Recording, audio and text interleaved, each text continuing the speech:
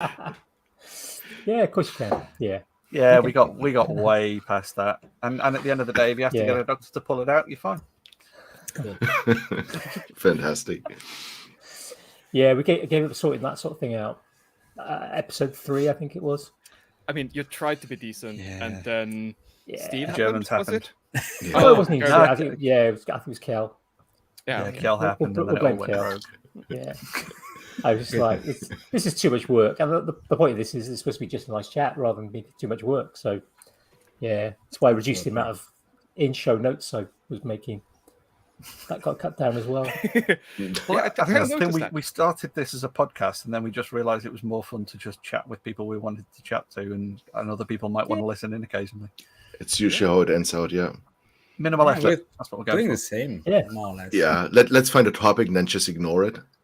Well, or all of you say, no, we don't have a topic, and I go, here's one, and they go, yeah, okay, fine. Yeah, but and we have a topic list, like very long one that we. You've been procrastinating on doing a topic for ages. We only do a topic every kind of 10 or 20. Yeah. For the audio listeners, only, that slight slap you just heard was a fresh waffle coming out of a waffle machine, courtesy of Rasmus. I mean, it is waffle. Yeah. I mean, someone's got to have waffles. It's the first waffles in the Maker's Waffle. That's the first waffles being made live on the show. Yes, that have been eaten. Oh, I was eating waffles the first time I was on.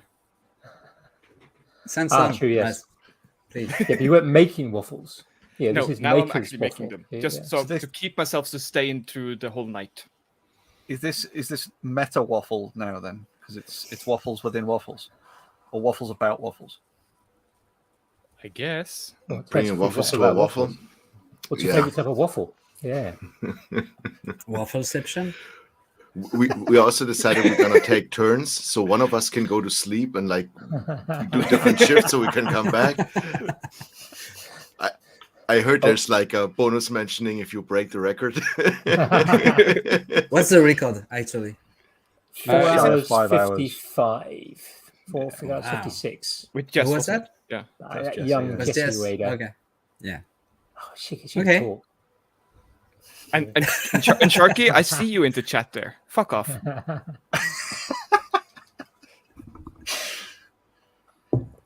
Oh, that's great. I mean, we can't really top that, can we? I mean, Steve will be in the chat soon enough. That'll go downhill. Well, that's why I wanted to have like the first insult or the earliest Steve insult in any podcast ever. I think it was nearly under a minute. But don't tell him. He'll discover it eventually. I hope. Maybe. Yeah. I mean, we knew this was going to be carnage. It's just the Venom sequel. Yep.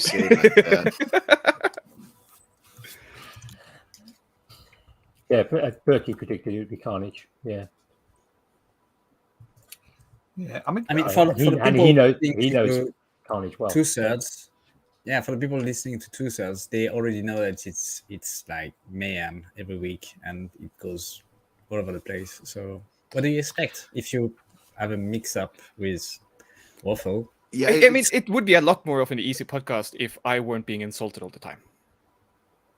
Well, not true. Also, I don't see what you're talking about. Yeah, exactly. Like, I don't get the question. No idea. Also, we're having the issue. It's like with that many people on, it's hard to filter out Raz every single time to like talk over him when he's trying to say something.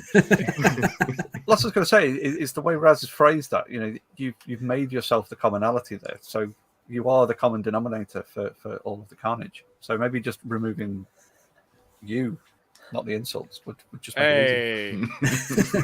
No more Norwegian chocolate for you. Okay. Now we want to keep him. We're keeping him. He's making Waffle live. So I was going to say someone's got to. Yeah. Let's say we should keep count. I think is that the second one that's just gone through there? Yeah, and I'm realizing I just finished like having spread on the first one, so I need to turn off the waffle iron for half an hour just so I can, or 5 minutes maybe, so I can consume the ones I had, or I'll just have an increasing stack of waffles and not enough time to eat any of them. I suppose for the audio listeners, thinking that this is actually going to be a podcast, it's not. It's just a live intervention to see Raz's waffle stack. What are you putting on your waffles, Raz? Don't tell me they're just plain. No, this is apple jam and brown cheese. Oh. About as Norwegian. What? Yeah, it's like I think, oh, apple. Yeah, that's quite normal. And fucking what? Cheese? Cheese. Brown cheese. In fairness, the brown cheese is actually quite nice. It's basically like caramel in cheese form. Oh, okay. Ooh. So what do cheese? Okay. So it's not really No, cheese.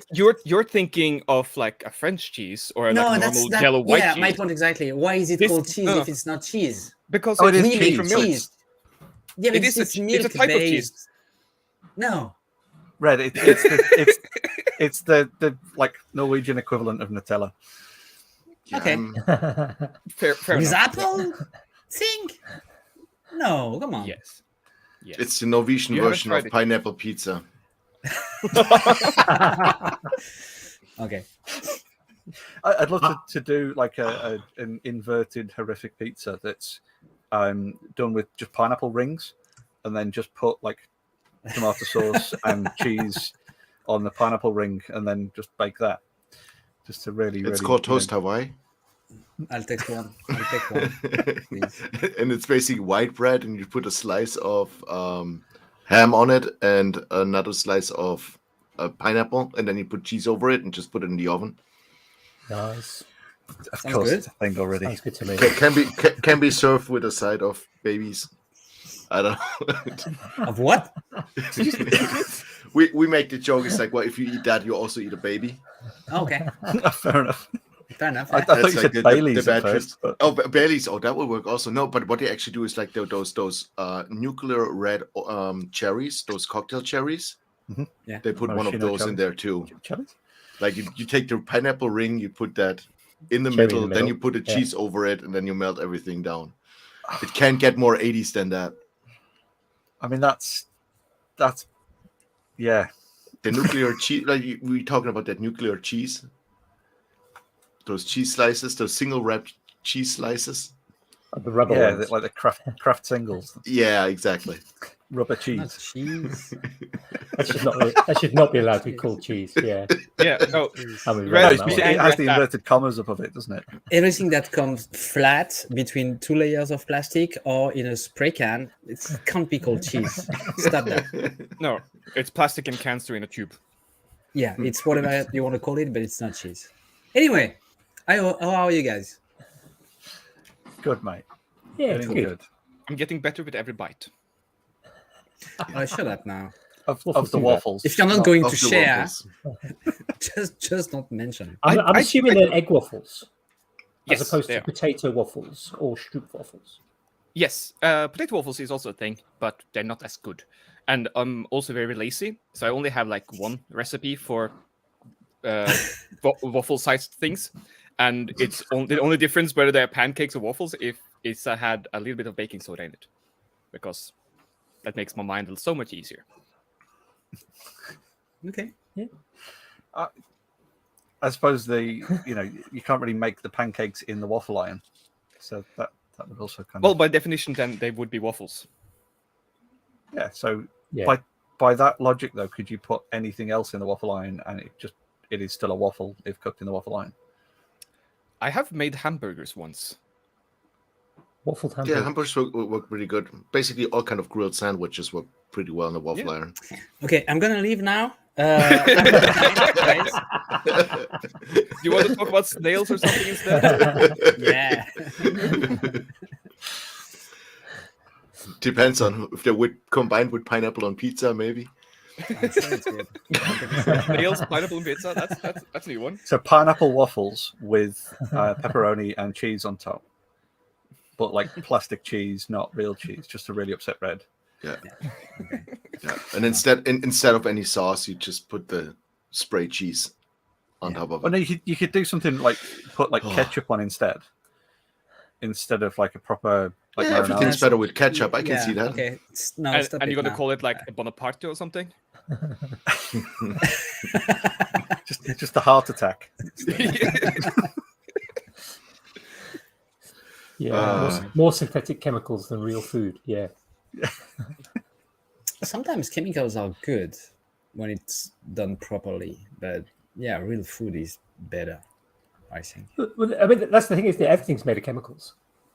Oh, I This knew is, that this is one was what I love coming. when well somebody goes, oh, but you don't have that. It's full of chemicals. Like, yeah, Everything is everything is made up of chemicals. As is the body you're putting it Water. all into. Yeah, Water is a fucking chemical. That's kind of nice to have. yeah. There's a couple of people who've done like infographics and stuff where they've done like a breakdown of all the ingredients in something. You know, and said, would you eat this thing? It's got all these chemicals and listed all like the E numbers and the chemicals. Formaldehyde. And then, yeah, It's an exactly. apple. Yeah, exactly. It's a bit like a piece of fruit, or you know, did you know you've got all these chemicals in your body because it's all in your blood? You know. That's why education is important. Stay in Yes, school. exactly. I guess it sort of relates to the whole thing of X number of people a year die from dihydrogen oxide poisoning or Dihydrogen monoxide poisoning is a really dangerous thing. Did you know that the frozen form of dihydrogen monoxide can cause severe burns, as can the gaseous form of it? It's really even dangerous sink chemical. ships. Yep. I think the worst thing. I mean, Commonwealth Games are happening at the moment, and I've heard that Yeah, all they've the got to be athletes aware are doping with it. yeah, serious doping issues with it. Yeah. Tracks are covered in it. It's one of the major components of acid rain. It's horrific. I heard as well that even talking to sinking ships, I heard that even the swimming pool on the Titanic is laced with it. No. Even now, to this day, it is full. Can't be true. I mean that tells you though how well they built things into old days when the swimming pool still is full of it. Exactly. It's just Even at the bottom of the ocean. We're getting a bit Crazy, like right? Two-Thirds Focus because they often have a random fact at the start of the episode, don't they? Oh, Yep. don't get Rasmus started. No. I actually have one. I actually found a new one Nope. today. No. you No. need to do the Don't jingle say. then. I don't have a jingle. I'm just here. I just say things and then Red does some audio stuff and it comes out the other end. Yeah, it's called magic. Except when That's you're on what- vacation because then I have to do it and apparently nobody noticed. So you Only can't did have some. been doing that good of a job. But Go on then, Rasmus. Give us your random fact. there's been one elected official When in do we Ireland that was interrupt you? elected while in Right prison. now. Yeah. Yep. But that's good because then I can also use it on podcast. That's fine. Say that And- again. We were not listening. in Ireland in '81, there was Yeah. an election where the guy who won was in prison at time of election. How come? Hunger strike and the IRA. That's the one. IRA. Yeah. Okay. And I mean, he also died on the hunger strike, so he was elected for a month or something before he actually passed away. But only time in history apparently when someone has been won an election while imprisoned. Yeah, Yeah, once- they usually get elected, then they go to prison and they go back. Trump Yeah. didn't. Yeah, I'll try to get elected so they don't go to prison. Also that. Or they get elected and hope nobody finds out why they should go to prison. Yeah, also that. That point. But we'll steer clear of politics because politics is generally messy. You hear that, Jan? Yes. No more Star Wars, Star Trek fat talk, No, but Harry Damn Potter's it. fine. Oh, including spoilers. You finished reading it now. but eat your waffles and shut up. I guess he's not done reading all of them. Ah, It's Professor Quirrell at the end of the first book.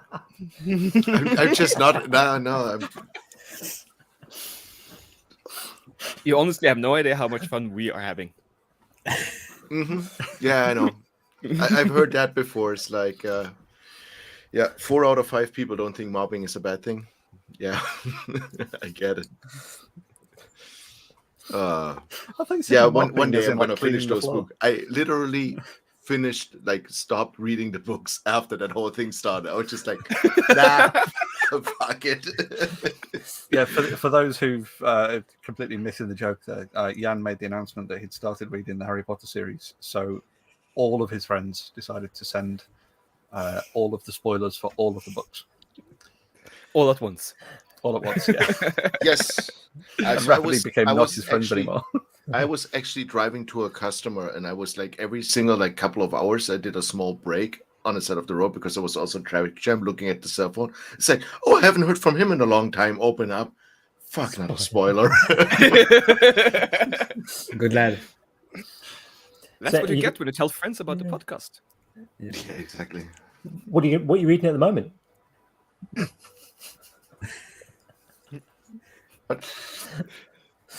So What are you reading at the moment? Yeah. Yeah. I'm not gonna tell you. I was just like, am I gonna give a hint? No. No.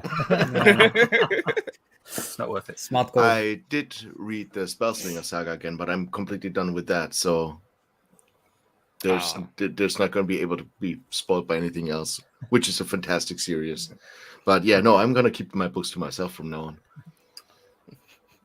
I have a quick question though. That it just occurred to me. You said you read something. I didn't catch the title, but again meaning that it was like second or third time that you were reading the story, right?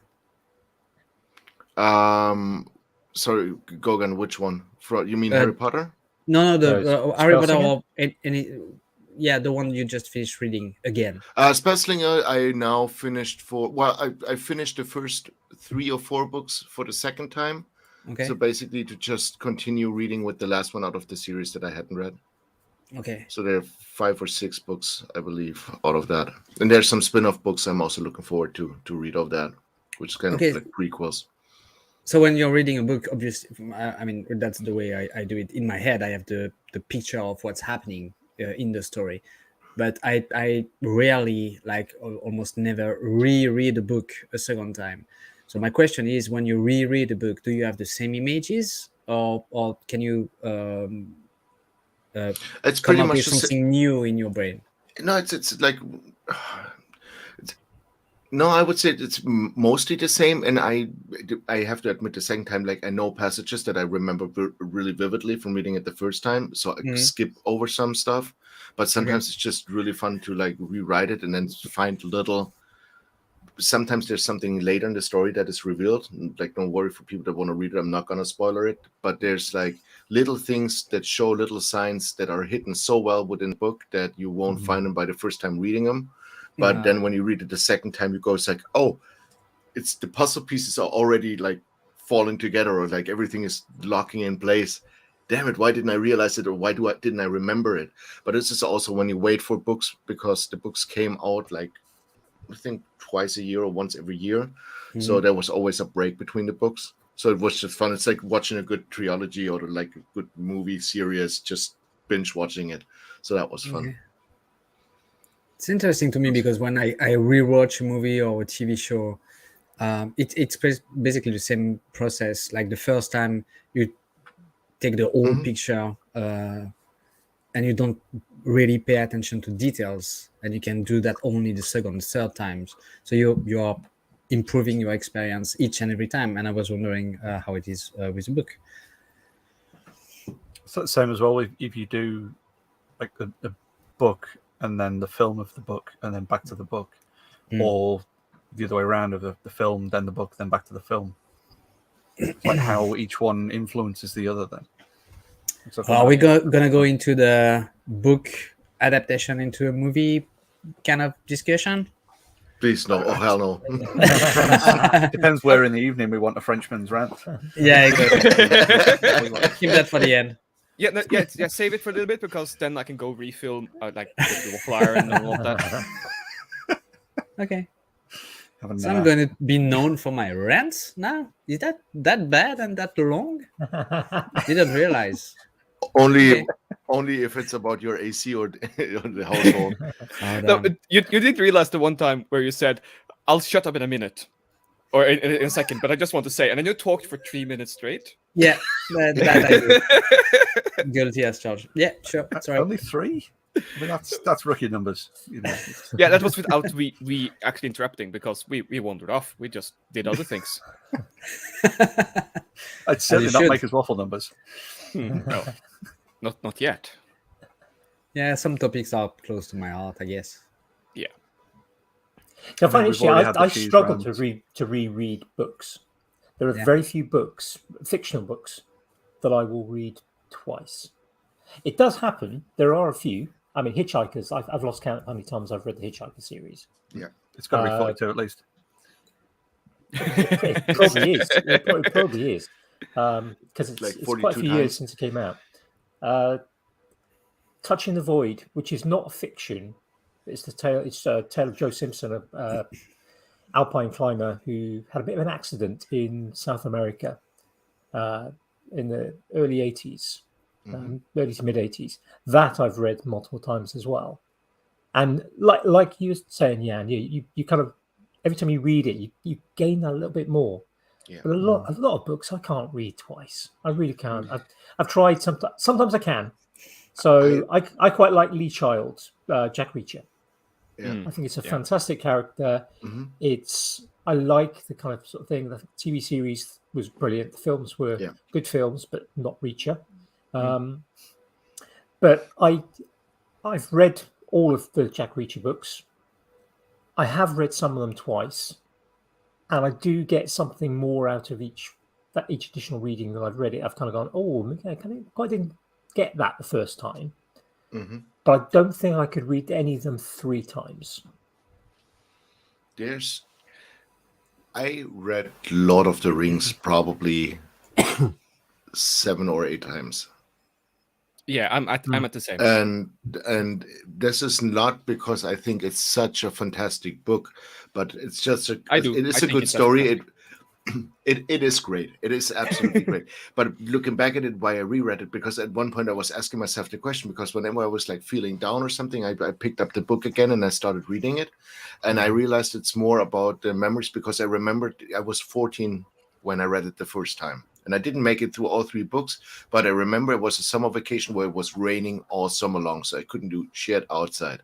And I got those books, and that was the first real fantasy books, because I had only the books that my parents had at home, and they weren't science fiction reader, but of course they had the Lord of the Rings. And I started reading them, and I got completely lost in it. That was like my deep dive into fantasy reading, and this is the main part what I remember about it. And I think this is why still to this day I see those green books and I get just that homey feeling of rain outside, sitting on the sofa with that book and just basically carrying that book with me over 6 weeks over the summer period, just going through and just going through that book. My problem with starting any of the Middle-earth Tolkien books is I always want second breakfast right away. That's just a normal day, isn't it? Also, yes, but Andy, a question though: the fact that you can't, or there's some books you can't reread, does that mean they're not as good? I suspect so. I maybe it's just they don't do it for me. Yeah, they just don't tick the right boxes somewhere in my brain. Yeah, I mean, I grew up on Hitchhikers.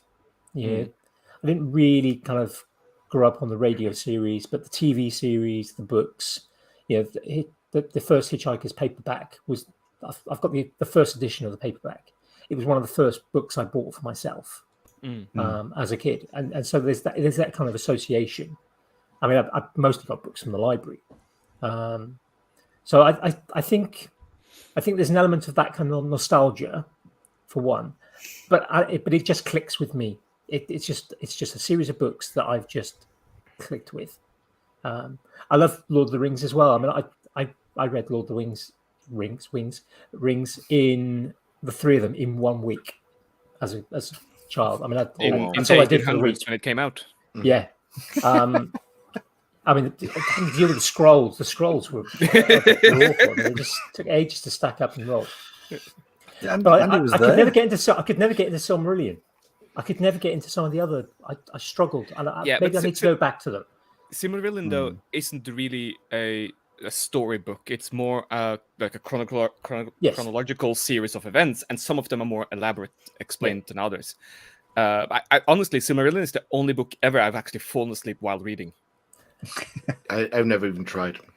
I have not read the Silmarillion. I have read it twice, but it is one of those where there's really boring parts of it. It's just bound to I tell you what I'm doing though. Because I live in a little village, we get served by a mobile library. So it comes around once a fortnight. It used to be once a week, but budget cuts. So once a fortnight, this van comes around, and you it's a big van. You get in, and there's sort of shelves. We've got a new mobile librarian because the other one sort of changed jobs. So we had a temporary one for a while.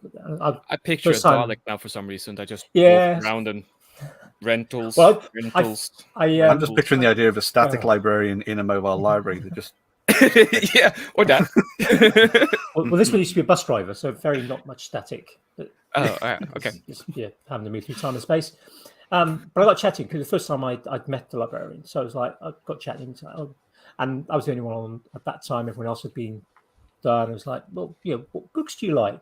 I said, well, I sort of explained, I like Jack Reacher and a few others. And I said, I tell you what, because she said about maybe being able to order books if you don't like it. I said, I tell you what I've been thinking about doing, but I haven't. Maybe I can do this now. And we started sorting it out. I said, I want to reread and catch up because I've never read all of them. The Discworld series. Wonderful. So I've ordered. I've got the first 2 or 3 coming in hopefully the next time she arrives. So that'll be not this week coming, but the week after. Mm-hmm. I'm gonna start reading the Discworld from scratch. That's a good journey. Highly recommended. Like every single book, there are no. At least I don't remember a bad book. I read all of them. I've read I haven't read all of them. I've read quite a few, but I think because of when the sort of timing when they came out, I read some. They came out in the kind of early 80s, and I think just the timing of them just never quite hit with me. They were never in the library. Didn't always have cash to go and buy them. I did buy a few. I certainly read Color of Magic and a few others. But I loved Strata. And the guards one are really good. Everything with the Wee Free Man is just freaking hilarious. Weatherwax is to die for, and I love the puns. I love the play on politics in there, and like the different races being stereotypes, like really well chosen. Yeah. So you can read it as a light read, as a fantasy book, or you can go a little bit deeper and you see so many parallels to today's world that it's just hilarious. Yeah, also, Good Omens. Also, I can recommend that one. Yeah, read that. But most of the Pratchett books I read only as kind of a teenager or a very young adult. I didn't read any as a kind of a more developed adult. So I'd like to go back to read those. And actually, sort of thinking about the same as I used to really love reading Greg Bear, sort of science fiction.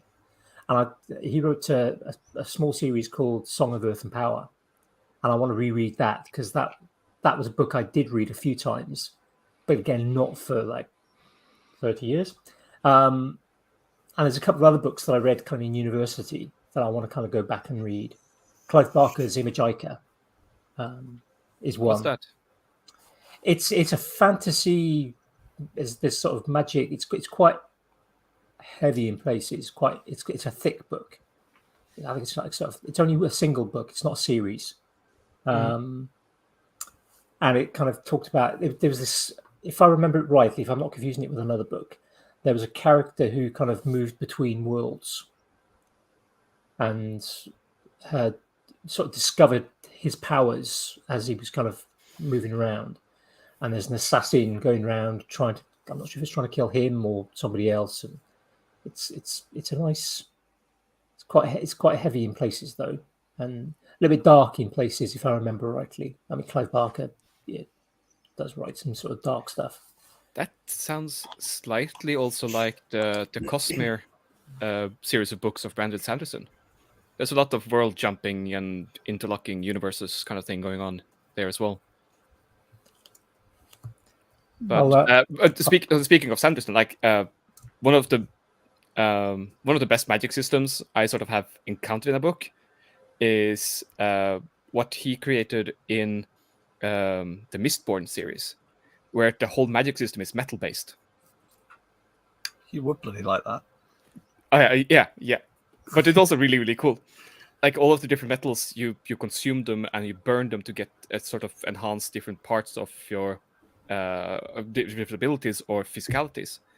And there's also there's like all of the elements come in pairs. So there's like one affecting the internal stuff and one affecting external stuff. So one example is if you burn iron, you pull on metal.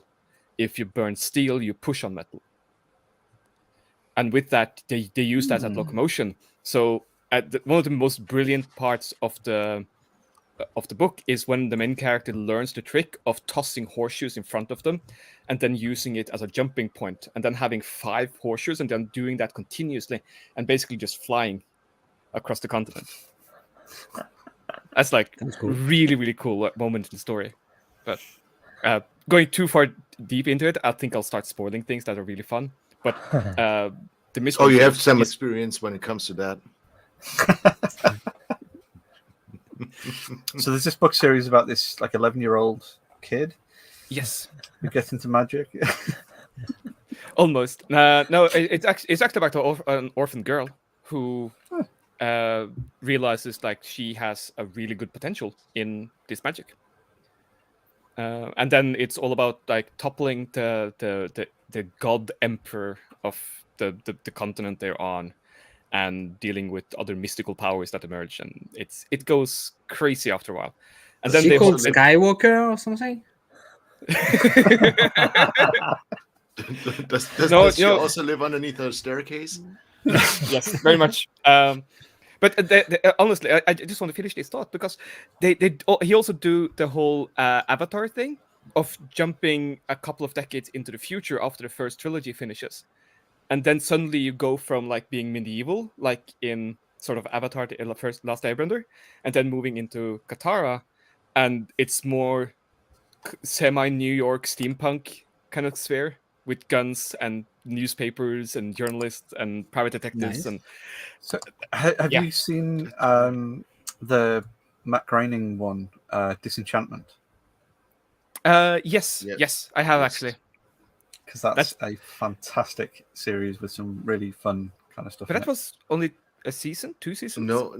I watched it's the like first 2 seasons. They're now in season 5 4. or 6. 4 or Oh, 5. then I fell off, or maybe they Mm. fell off Netflix in Norway.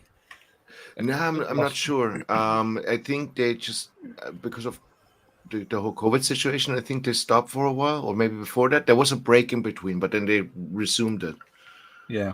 and that's what kind of where it fell off for me. And then the other day I switched through, and it's like, Dad, what season now? And I think it's at season 4 or 5 on there. And I'm like, okay, this is gonna be one of those bad weather binge watching.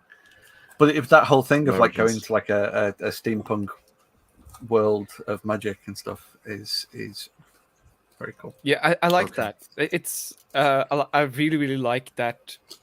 Well, one thing is sort of the steampunk era, the Victorian era, and all of that with the aesthetics of it, and then you just toss in a little bit of mysticism and magic and something supernatural, and it really tickles my fantasy brain. Yeah, definitely. Yeah. Also, fuck you too, Richard. And Martin, but he Okay. I saw it earlier on. Sorry. From the chat. Yeah. There's a lovely conversation. I'll take the digs when I can.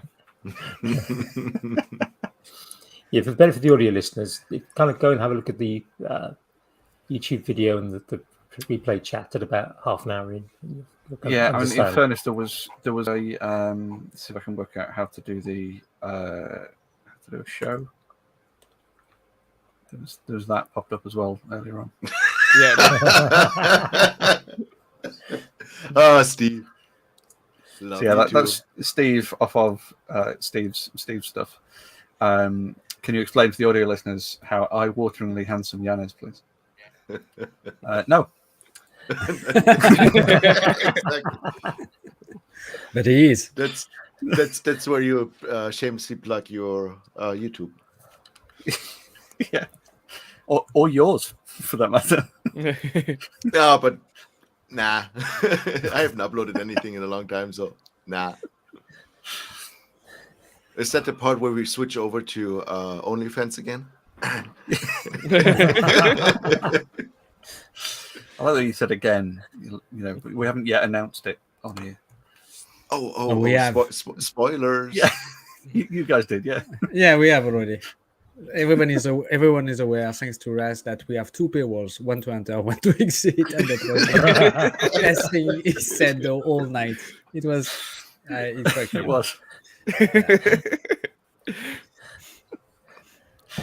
That is a callback to the 2/3 focused Yeah, the episode discussion now. not today's episode, but last week's episode. Yeah, not a movie podcast though. No, we don't do a movie podcast. It's the really awful one with that terrible guest you had on the other week. Well, I guess when we you- can warn people that Andy is coming up as well. So Yeah. Yeah. I have to remind me when I've got recording that. Yeah, yeah, I've got it written down somewhere. we'll text you after we finish all of this malarkey. Yeah, just spring it on him. Red is in charge of the guest usually, so Yep. because Usually. he's the only one who is able to pretend that he's organized. No, I'm not. I'm not. I'm just. The idea comes to mind randomly. Oh, I have to warn the guest and invite some people. You're the only one properly organized, Raz, with Notion and all of that. I'm just doing what I can when I think of it. It's No, reactive not really. organization. It's more Random like, organization. I'm organizing things the same way most people toss darts. It's more like get all of them over there. Yeah. Which is better than just forgetting about them because you don't toss them anywhere. Which That's I a do most of the valid time. technique. Yeah. I just constantly have very quick access to Google Calendar, and anything that is a thought for not right this minute gets put into calendar. Oh yeah, Just that's with a vague usually how hope it does that as well. something happens. Yeah. Yeah, and honestly, Notion has probably saved my bacon a lot of times already. Both in just being able to just have like a thought and just tossing it in there, and then just having it come back to you when you know you have time to think about it proper, and to actually like, oh, I see this customer has ordered like 5 other things from me last time. Let me just add a little bit of extra this time to say thank you and all of that. Except when it's Jan, because then I always tell him to fuck off. But we know that. Yeah. Entirely valid. Oh yeah. But talking about that, or the Me notion telling you of to the fuck off. You want it organizing. again? What? No. Okay. Different conversation. Yeah. Sorry. Yeah, exactly. Shut up. Make more waffles. Eat more waffles. Oh, No, yeah. Okay. you guys been like really good. That's one of the things I think we shortly mentioned the other day. You've been going strong since the first episode. I don't think you've skipped a single Waffle episode yet. Nope. Didn't you? No, we've pre-recorded a couple. Yeah. Yeah. So planned Yeah, planned absence. planned absence. Yeah, that was the word I was. And looking for. we've had guests pull out at the last minute a couple of times. Oh, those bastards. So we had one that was kind of about an hour's notice. Oh, okay. No, it's for us. When was we were? Yeah, we supposed to be wanted you on last 2 week, episodes. week Yeah, we before. wanted you on 2 weeks ago. Well, episode Yeah. 60. This But is But then technically Red was episode sitting on Yeah, vacation and we got shit. Kelly on instead. Which was a good chat. Yeah, which was It also was. really, really good. Yeah. Which kind of Yeah. it was kind of that was my birthday episode, so you missed that, so you didn't get cake. But yeah, we had one guest kind of sudden last minute. In fact, I think we've had 2 sudden last minute. Oh no, Yeah. guest is unable. We did have a complete no-show. That Yeah, we had a no show because kind of fumbled through. Right, somebody got distracted by kind of other things. We should say, don't worry, it wasn't Steve this time. This time. We all know he's very much capable of exactly that. No, in fairness to Steve, though, because I know we give him a lot of shit for that, Steve has started to do the other way around now, in that thinking that he's on our podcast and then sending us a message going, what are we on? No, you're not yet, Steve. It'll be someone else. Go speak to someone else. Oh, that's a new level. So I'm taking that as a good compliment because he's obviously enjoys the shit we give him. Or you but gave him you some also kind of you're his trauma. VA, so Yeah. I'm also half tempted to say like you gave him some kind of trauma. He's just reliving the moments before he came on the podcast the first time. Yeah, I'm just reading chat right now and having the time of my life. we still do like Steve though. Almost love him. He's Yeah, always going yeah. to be welcome on the show. Yeah. Apart from when he's Yeah. not. Yeah, so yeah, we've put something out every week now for 60. Well, this is the 62nd week. Well Not done. bad. We can So, only which is- apologise to the Which we can only audience. apologise for, yeah. So on our running, that's about 5 years worth for the average hour-long podcast. Yep. Yeah. Yep. Yeah. For those people who long catch up sometime in 2023 with this episode, you are now Unless they further just behind. started the podcast now, in which case we'll see you in about 2026. I actually have another fun fact for you. Research that's been done that shows that when you listen to podcasts specifically with headphones, you are more likely to think the people you're listening to be friendly and trust them. So basically, when you listen to a podcast for too long, you're getting brainwashed. Ah. That makes So, sense. so that's why you started it, Raz. Yes, That's I want what. to- That's exactly why we started the podcast. Exactly. I mean, everybody wants a cult. I mean, No. oh, you're trying to say just me then? Yeah. Probably. I mean, this is what happens when we can't Bender's got a invade cult. He's countries got his own. anymore. Yeah.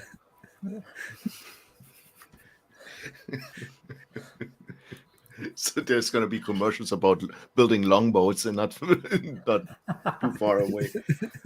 That's funny. The Famous longboats. yeah. Actually, I don't even know how it is with 2/3.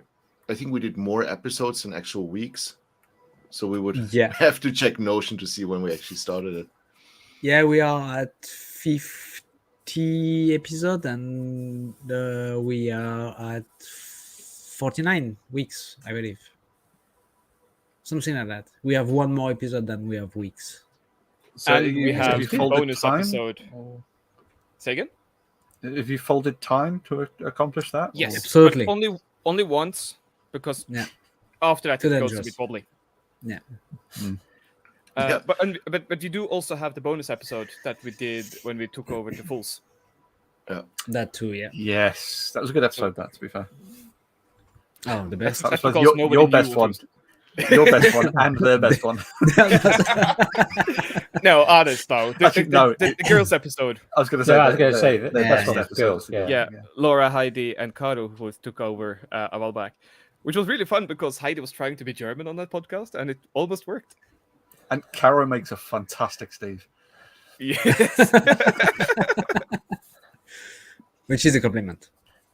Just to be Yes, clear. definitely. To both of them, in fairness. Yes. Can we announce our episode just now, guys? Or not yet? If you wish to.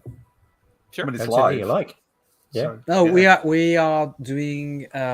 We wanted for a while to have women maker, girls maker in the podcast and give them the opportunity to talk about some issues. It's not going to be or maybe it will. I don't know. Be a very serious episode with like a lot of shit given to people, or maybe it will. Again, I don't know.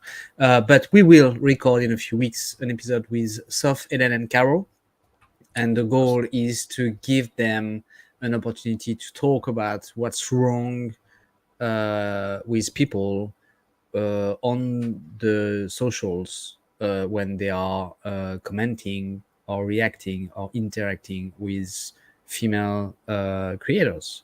That's the goal of the podcast. It will probably go in other direction during the conversation, but that's something that was dear to us to give them the opportunity to just expose some facts and for us to be kind of the devil's advocate by asking stupid questions, the do and don'ts, and that kind of stuff. So That will be me. Fantastic. I'll be asking. I have waffles. I'll be asking all the stupid questions.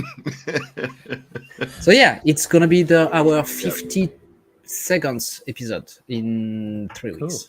Yeah, Yeah. Fantastic. really I'm looking forward to it. that. Yeah. That's been on the list for a good while now. Oh yeah, a long time. We started the invitation before Maker Central, so yeah, it was like 3-4 months ago, I guess, maybe. Yeah. I don't Whenever know. Maker Central was. Absolutely. Way too long ago. Yeah. It's a while. I remember Yeah, it like it was yesterday, though. Yeah, pretty much the same. You still got the hug memories. Yeah, absolutely. Ah, it was fun. It was a great event. Super happy I was part of it this year again. After 3 years, it was nice. Yeah.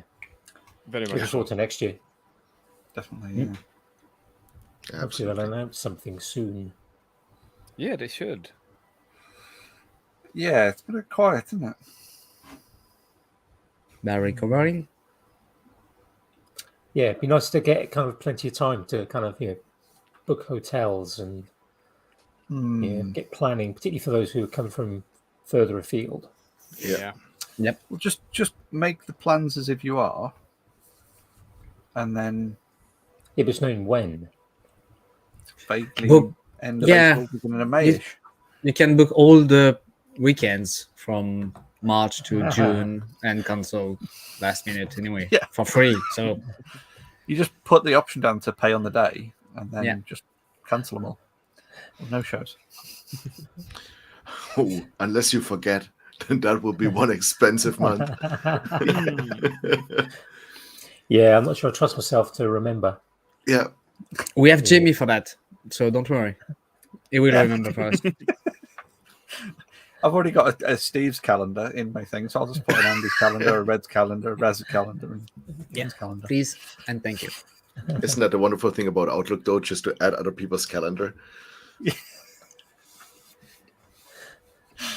Absolutely. Yeah, I haven't quite and yet Google got it Calendar to too. notify Steve directly, but I speak to him that often that it's easy enough to just send him the screenshot when my phone goes, remind Steve of the thing. It works. And how often does he have to come back to you and say, so which one of the things are this one? Oh, I And you usually go- put the name of the thing in, so Oh, okay. It's not give like, myself remember a fighting Steve? chance. It's not like that. Oh, this is the 16th time I need to remind him this month. So it's No. But in fairness, I did massively mess up the other day because he did tell me to remind him at 1:45 or something, and then I forgot and reminded him at 1 when it was too late. up to date. No pay this month. No waffle. Speaking of, No, stop it. It's already your third one. fourth. Fourth one. Damn. Yeah, go keep counting. Keep count. Are you changing the topic? The toppings? Or still going with apple and Brown fucking cheese. cheese? Oh no! that- Oh, I mix it up. I have a whole setup over here. Okay. So, So I what is just- it I gonna had- be this time? Well, now I'm back to apple jam. But I already had like butter and brown cheese, and I had raspberry jam. Good. So I'm Seeded or seedless? I don't know. It's Did it have crunchy berries. bits? It's got bits in it. Yeah, Yeah, course. Seeded. they need chewiness to it. It can't just be all jello like. That's weird. No comment. Yeah, exactly. Just don't, not even comment on that one.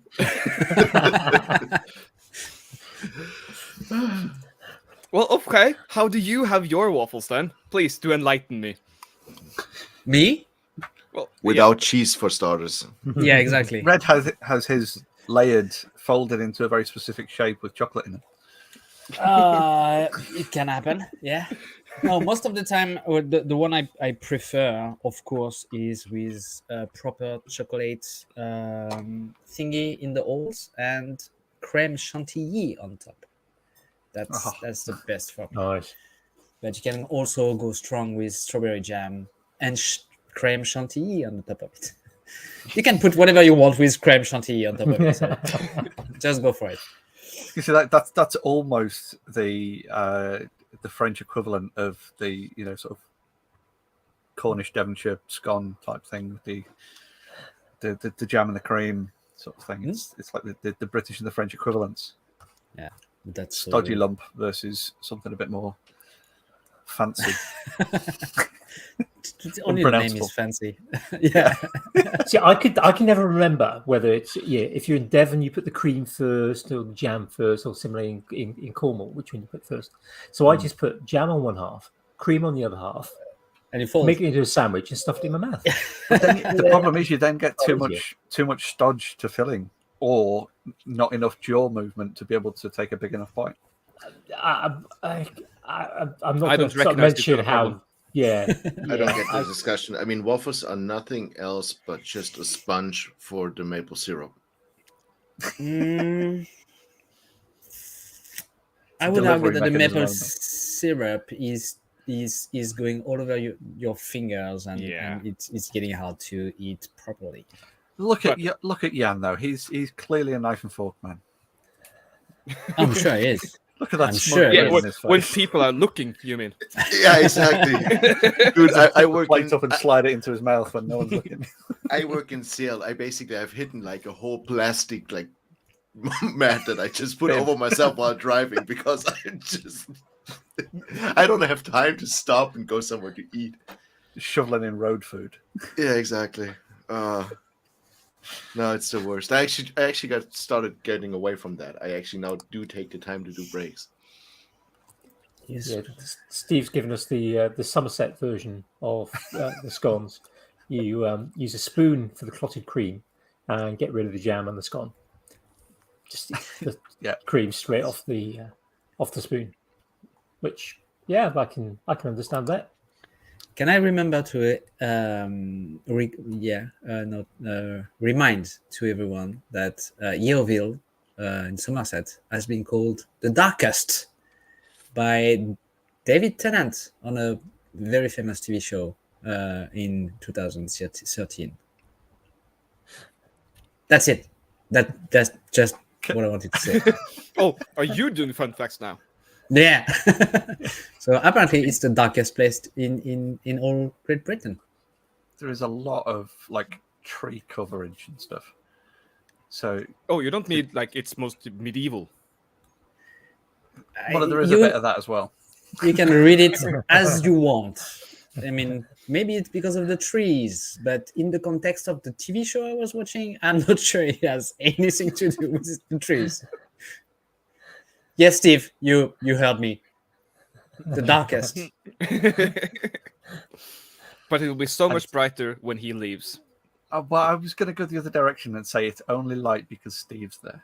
Oh, you two are so cute.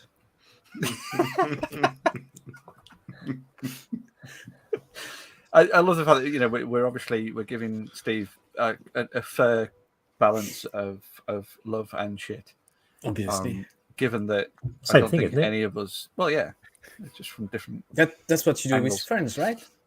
Yeah, absolutely. But the fact that I don't think either of our podcasts would have existed without that whole kind of absolutely. Oh yeah, definitely. Nonsense. You know the definition between someone you know and a real friend. When you fail, someone you know will help you. A real friend, when you fail, will laugh at your face, then help you. Yeah, absolutely, yeah. And remind you about it for the next 3 years. And, No. The problem now with smartphones is longer. Facebook will keep reminding them, and they will keep reminding you. Yes, Google's memories come back. Yeah. Nah, we love him, and you're right. Without Steve, we would probably not be together tonight doing both of our shows. He's the glue that stuck us all together. Is it officially called like the Fool's Expanded Universe now? I think It it should. needs to be. I think we can. I mean, I think we yeah, can it go with should. that. It's a Yeah. open the thing. Yeah, Yeah. the I full like that. podcast universe, FPU. I like that. We totally blame you for the mess. Steve. Yeah, absolutely. Yeah. It's all your fault. Don't even try to talk yourself out of that one. I really appreciate how we are planned out beforehand that we're taking turns to give him the most amount of shit so that I can waffles. No, Yeah, we're all it's- waiting our turns. It's We're Are you done polite. now? I think it's a very good point. That if I think back, to it's quite a few years now to when Fools with Tools started, and the community that has grown around that podcast and developed on Facebook particularly. Although it'd be nice to try and get a bit more of. Yeah, it Discord. didn't really grow Yeah. around the podcast. I mean, it just happened From. that it grew, Yeah. and, Yeah. and we were listening to the same podcast. It's nothing to do with Steve or anyone else. I mean, mold also grow. True. No, it's totally because of them. Absolutely. We are the fungus that's grown out of. Oh, come on now. No, We are you're, the no, fun- no, you're right. Uh, No, stop it. You're Stop it. fun I'm trying guys. to say something mycelium nice. matrix. Steve, We're fun Steve. guys. Steve, please notice that I'm trying to say something nice about you and the podcast and the boys, and they are not letting me doing it by. It's okay, we'll calling cut it us out later. fingers Yeah, and stuff. I'm doing it Yeah. too. Yeah. Okay. Damn it. No, you're right. The community has grown around the podcast because I think not only it's a funny, interesting, and podcast with a lot of different point of view and interesting ideas, but character themselves, the people themselves are good people, and so it's easier to attract like-minded people and share ideas and tip and They're very passion relatable. that we have. Yeah. I Well, think that's the thing, isn't it? Because we all Two-thirds sort of went, are. hey, Hey, I mean, yeah. oh, if we that, sort of all just went, oh, it's a podcast about tools and it's got fools in it. We're Yeah. all fools. Yeah. And then we started listening and went, hey, this is funny. Hang And on, there's it no doesn't- tools. nothing about tools. We all just got hooked in. yeah. yeah. They promised It's like, tools, but then all the food and movie references made us stay. Yeah. I just wanted Right. to say, I was listening to like, oh, Fools with Tools, that sounds interesting. And so I'm like, well, at least it's a good movie podcast. It's a good movie podcast about weather and food. yeah. Yeah. And cars. Yeah, and cars. Yeah. And Brett having Like- to be educated on Englishness. Yeah. Baffling the American. He has some Yeah, I merit guess, though to be the only American guy in a very British podcast. I mean, it's courageous to do so with the not only the difference in time but also in culture and language and Yeah, I mean, someone's got to food. try and keep those two in check, haven't they? yeah, absolutely. Mm. He's doing a great job Most of the time. most of the time. Other times he's too sleep deprived to pay attention. And craziness True. happens. True. Which one of them are we talking about there? Dumbass. Yes. Yes. Sleep deprived. Could be any of them. Yeah, that's all of them. Yeah. And probably all of us as well. Yeah, I think so. Yeah. Sure. What do you mean? Yeah. Yeah, I I represent have no idea. Well, you're young. No. Yeah, Raz is young. He's still strong and can sleep between 5 and 12 hours a day. So he has Raz no doesn't idea what sleep. He just changes the batteries. He's Yeah. dancing. he More naps. efficient. He naps. Let's say he naps. Sometimes short naps, sometimes long naps.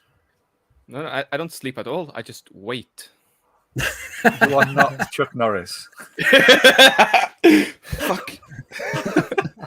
This is me. I exist in the internet. Like that is Yeah, I know. my I know. domain. Jamie, you don't exist in the internet. You are the internet. You are the memory of the internet. You know everything about anything. Yep. Amazing. You It's just the wait for one of the alternate that stabby things confuses in me. the back of your chair, aren't you? Yeah. I installed that last week. Ah, Is it Thunderbolt or USB 4? Well, clearly USB 4. Yeah. Okay. Thunderbolt's all nonsense. That's just kind of trying to be useful. Yeah. Fair enough. Just checking. Yeah, I've still on parallel port. Yeah.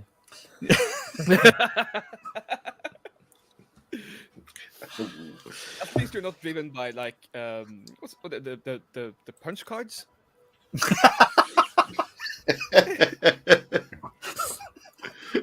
Hey, I upgraded. Aftermarket.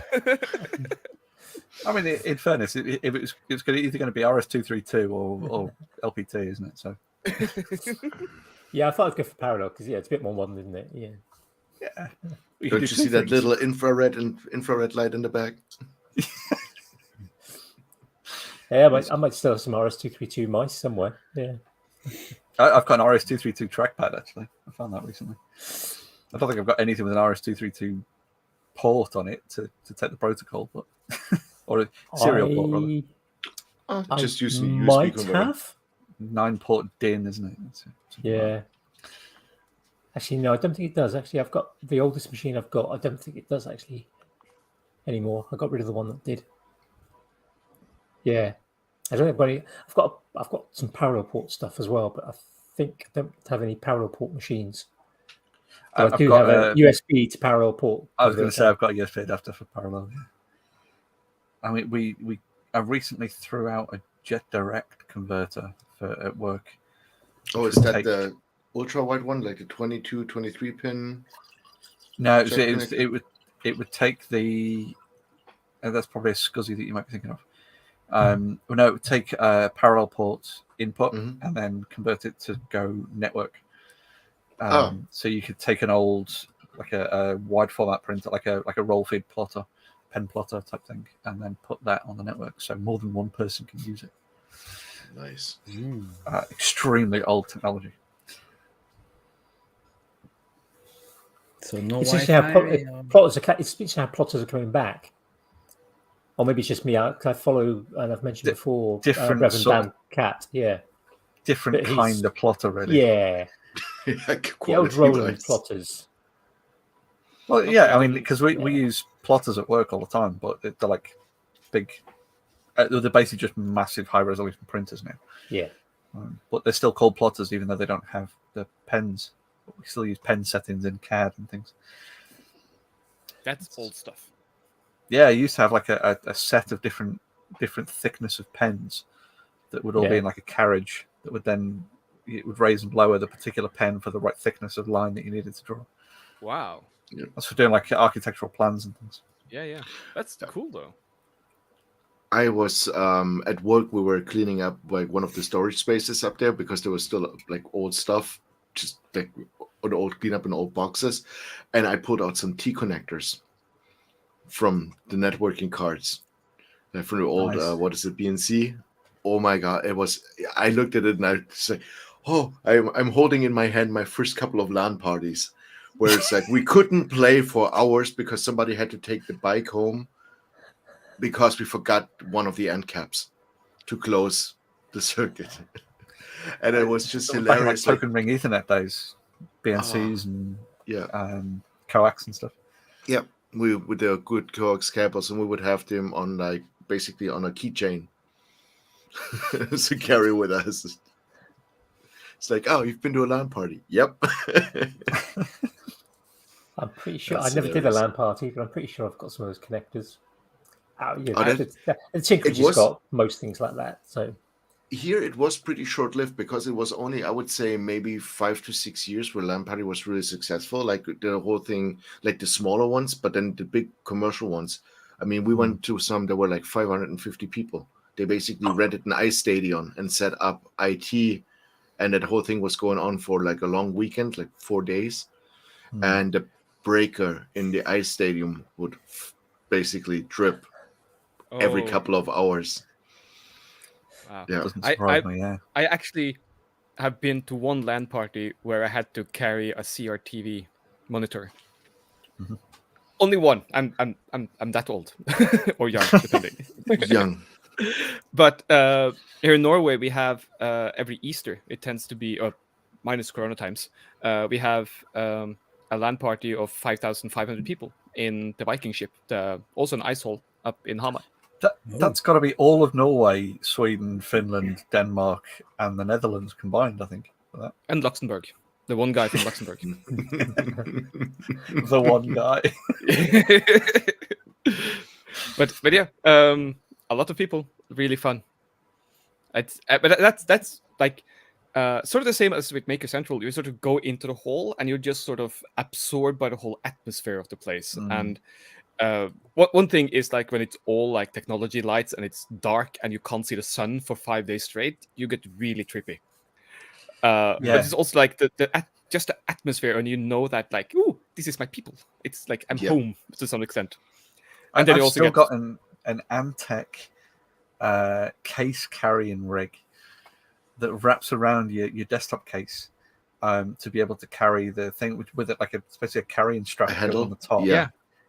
And you can stuff all the cables in the pouch. I on the have side for doing this. since I started going to LAN parties, I've always bought a cabinet with the handle on it.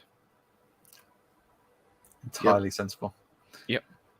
That was one of the main reasons I got the Corsair one, because it had those two like flip down and they're like spring loaded down, so you can just get that, like it looks like an ammo grade. Yeah. Oh yeah. We still do LAN parties from time to time. I think the last one was about just before COVID hit. A few buddies of mine. Now it's pretty easy because we all just connect wireless. Like everybody came with their laptop, and everybody had like their work laptop and the other stuff, because we were playing like the old Counter-Strike, like 1.6 and stuff like that. So it's like, here's the list of games we want to play. Age of Empires 2. So we just went on and like for a couple of bucks bought them on the store and just connected all to the internet over wireless and played it online with private sessions. It's gotten so incredible easy. Yeah, I mean, I remember setting up things like Hamachi back in the day for doing, Red Alert 2 over the internet with your friends by having basically a self-contained VPN, using Hamachi and things. Whereas now it's just there's a web-based version of Red Alert 2. It's entirely coded in the browser. It's it's things like that. It's just. It's ridiculous to have all those old games that were such a pain in the backside for us to set up back in the day. Mm-hmm. It's like 2 clicks. But then technology evolves. Yeah, absolutely. Like Pong.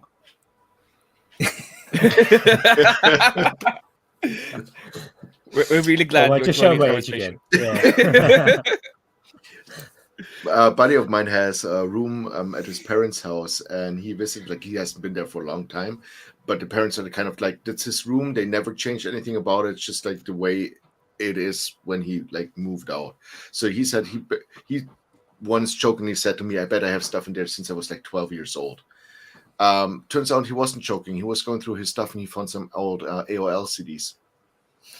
Like still in the wrapper that came with the magazines with like free 20-hour internet or 2 hours of internet with like the dial-in number on the back. So Raz, we should explain that back when the internet was first happening, you went onto the internet. It was a thing that you did, and you had to have a thing connected into. So phones were like plugged into the wall. Yes. What? Yeah. And so you had to it was plugged in to the same place a phone was plugged in, and then you had to actually dial into the internet to go onto the internet. It was a thing you chose to do, and you had to make sure that your parents weren't on the phone when you wanted to do that. Exactly. Or you would be offline really fast. Yeah. I'm not saying anything. One of my first adventures on the internet was with LimeWire. Yeah.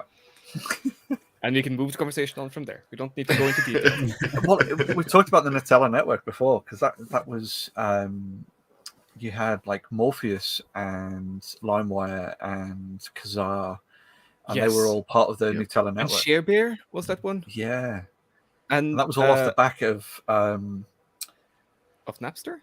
Napster, yeah, thank you. Yeah, Napster, yeah. And because I managed to. I think I just had time to download like 4 or 5 songs through Napster before it got shut down.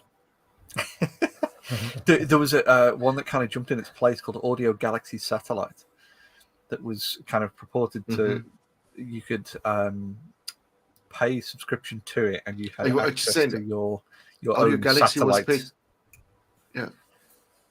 Audio Galaxy was with the paid plan, if I remember right.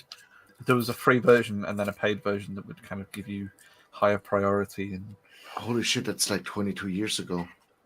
yeah, it's got to be. You guys are fucking old. Fuck you. Fuck you.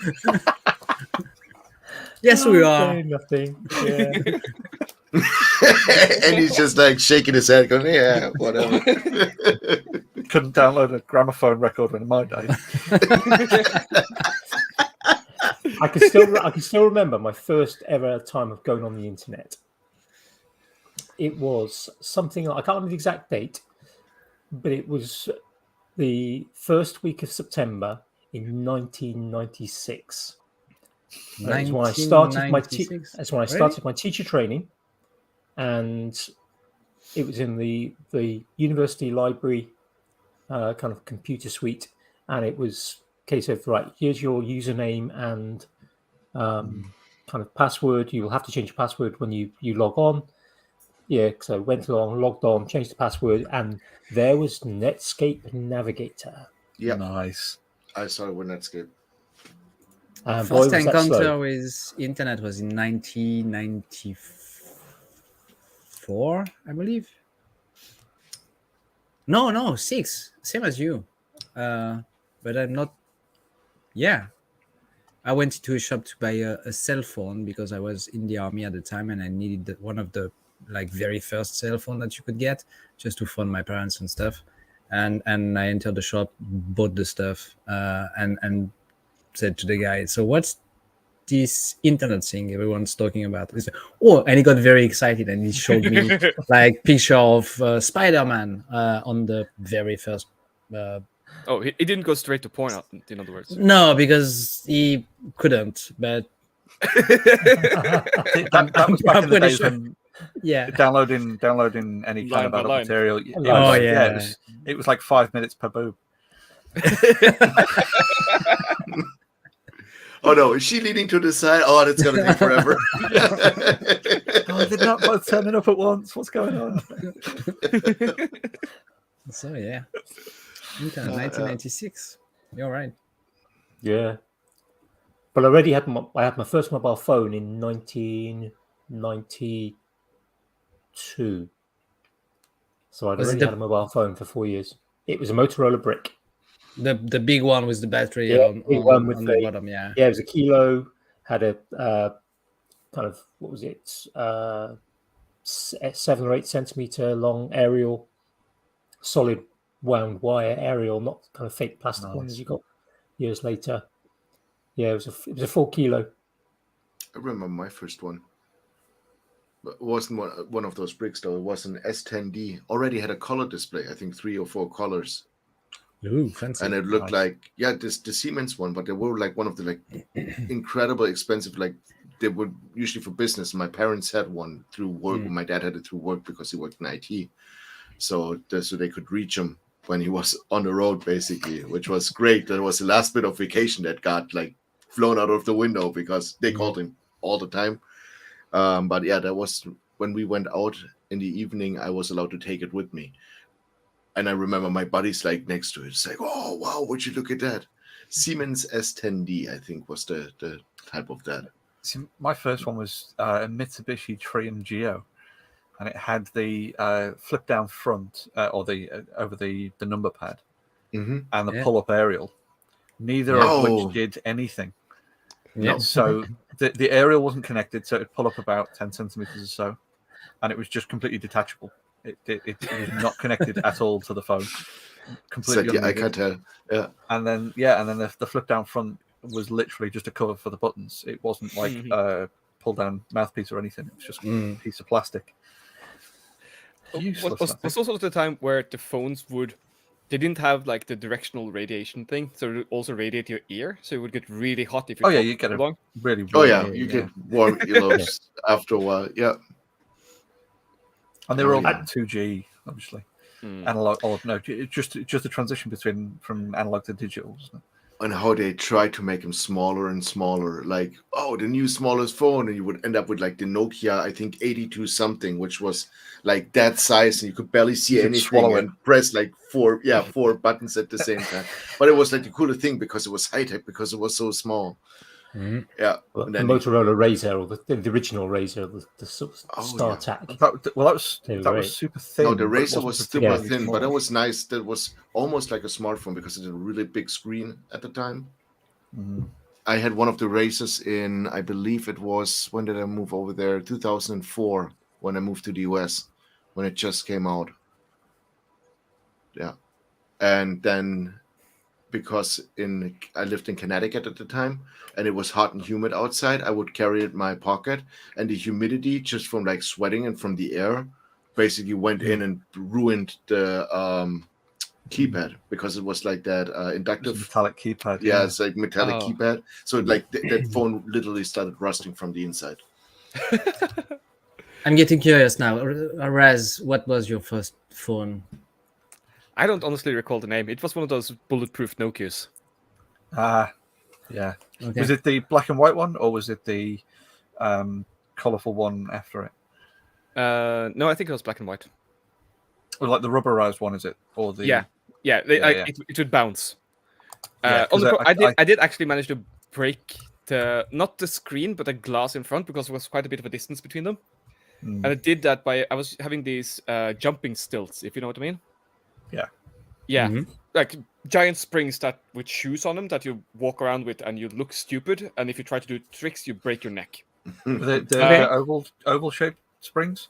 No, like one big, like one half spring on each of them. Right. Leaf spring kind of thing. Well, not it was Got like glass tango jumps. fiberglass. No, pro jumps.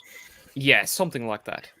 And I was jumping, walking, and having fun, and then I tripped, and it's suddenly really far down Yes. when you start falling from an extra meter up. And I sort of I landed on my phone in my pocket, and Mhm. the screen, the glass in front of the screen got busted, but the screen was fine. The phone was fine. It's just like I just need to shake out these glass bits, and I can sort of look around the cracks, and yeah, they're okay. So Yep. Sounds I like you. had two. I'm trying to make a new hashtag go trendy. It's called "Only Happens to Rasmus." So if you have nice stories, please share them with the hashtag. Oh, Only happens to the Rasmus. worst thing is that there's probably a lot of stories that I haven't told. I'm sure. Doesn't Well, surprise me. Yeah. only yesterday when you texted us, yelled at me to say that you had a moth in your printer, I was like, shit, man. Only happens to you. So, yeah. Yeah, I had the window open basically all the time now, and which means that every now and again there's a moth who wants to come inside because there's light here, and it pretends to be dark outside now. And it was just whirring around, and I was looking at it. I was like, oh, that's a funny little moth. I was like, whoop, into the printer. I was like, what? And then I never saw it again. It's probably festering or something in there now. I tried to just print something out and see if it comes out with the moth shape on it. Could be. Print like a light bulb or something. Just follows it out. Smart. Good point. Yeah. That has to work. Yeah. I've seen it out of photocopier before now. You kind of you got print a pile of things, and then suddenly there's some creature, moths, others, kind of Well, like that's where the first computer bug was, because of Yes, an actual bug. actual bugs in the mechanics of the computer. Yeah. Fun fact. Oh, wow. You want me to write it down, Red? We didn't use that one already? I don't think so. we did. No? Maybe it's in the list. If it's not, Maybe It's yes, slept since please. then. I mean, I also have probably 100 fun facts that is just like, here's the Yeah. link to the Wikipedia article about something crazy that happened. Yeah. And so on and so forth. So now you're going to have to just edit all of those with the hashtag only happens to Rasmus. Mhm. Come on. Or the counter hashtag that's not only happened to Rasmus. Yeah. But no, talking about those rubberized super hard Nokias, I had 2 different models of them. The black and white wavy one, and then the following model, and broke both of them. Impressive. Because I was the only one in my friend group who was on contract. All my other friends were on pay-as-you-go and never had any credits on them. Oh, So pictures, yeah. whenever we were all hanging out, there'd be like 10 or 15 of us, and I'd just hear someone shout, "Oh, Jay, can I borrow your phone?" So I'd just get the phone out and just throw it in the air behind me and see if someone caught it. Quite often they didn't. Try to do that with your iPhone 13. Well, but the thing is, I can do it with this phone now because it's IP68 super rugged, but it would probably just break the floor. It's interesting to me that we are probably sorry, Red. I dropped this S62. when I was at a family dinner here at my nan's a couple of years back, and I broke one of my nan's old fancy plates Oh, fine. by dropping my phone on it. That's a solid phone. It is. Is that Although the... it's starting to come apart slightly. That's the Cat S62. Yeah. Exactly. Yeah. Okay. The one that Al deep fried, and No, that's the next No? model to it. So I've Yeah, that's the previous one. my So it's 61. old one's the S61, Okay. which is the middle one. I had the S60, the S61, and then Raz has got the S62. And instead of going for that one, I'm waiting for the S63 to come out. So I went for a Ulefone. It's basically like rip off at the same time. it's still interesting to me that we are probably the only or the last generation to have known all the previous technology, like what our parents and grandparents and Yeah. used to use, and the new generation of the upcoming stuff. I mean, kids being born now are born with the newest technology, and what they will only have ever known iPhones and like Yeah. smartphones Or and the they won't internet. know with life the- without cell phones in general. Exactly. Yeah. Yeah. Which I've is seen like kind of videos of like young kids being presented with like a magazine or a newspaper, Mhm. Oh yeah. and like yeah, tapping on the pictures or trying to swipe. We did try that with the kid last week. Really? We not with the phone, but this the tape that you used to record stuff on the radio with, and there's this box with a pretty weird way to open them, like it's properly fold for us because Audio we own cassettes. audio cassettes. Yeah, and we showed him the box and we asked him to open it. And we were super proud because he was super quick. But in the end, he was like, "What's this shit? What do you do with it?" Say, you record music on it. Why? We have all the other stuff to listen to music to. Yeah. So can't put that audio tape in a Alexa or whatever. So If I it's might just go interesting. slightly back to the phone thing, it got mentioned. No, you comment can't. that it might be coming apart because it's swelling. I don't think so, but I have bent it. Yeah, it won't be. It won't be a spicy pillow, Tom.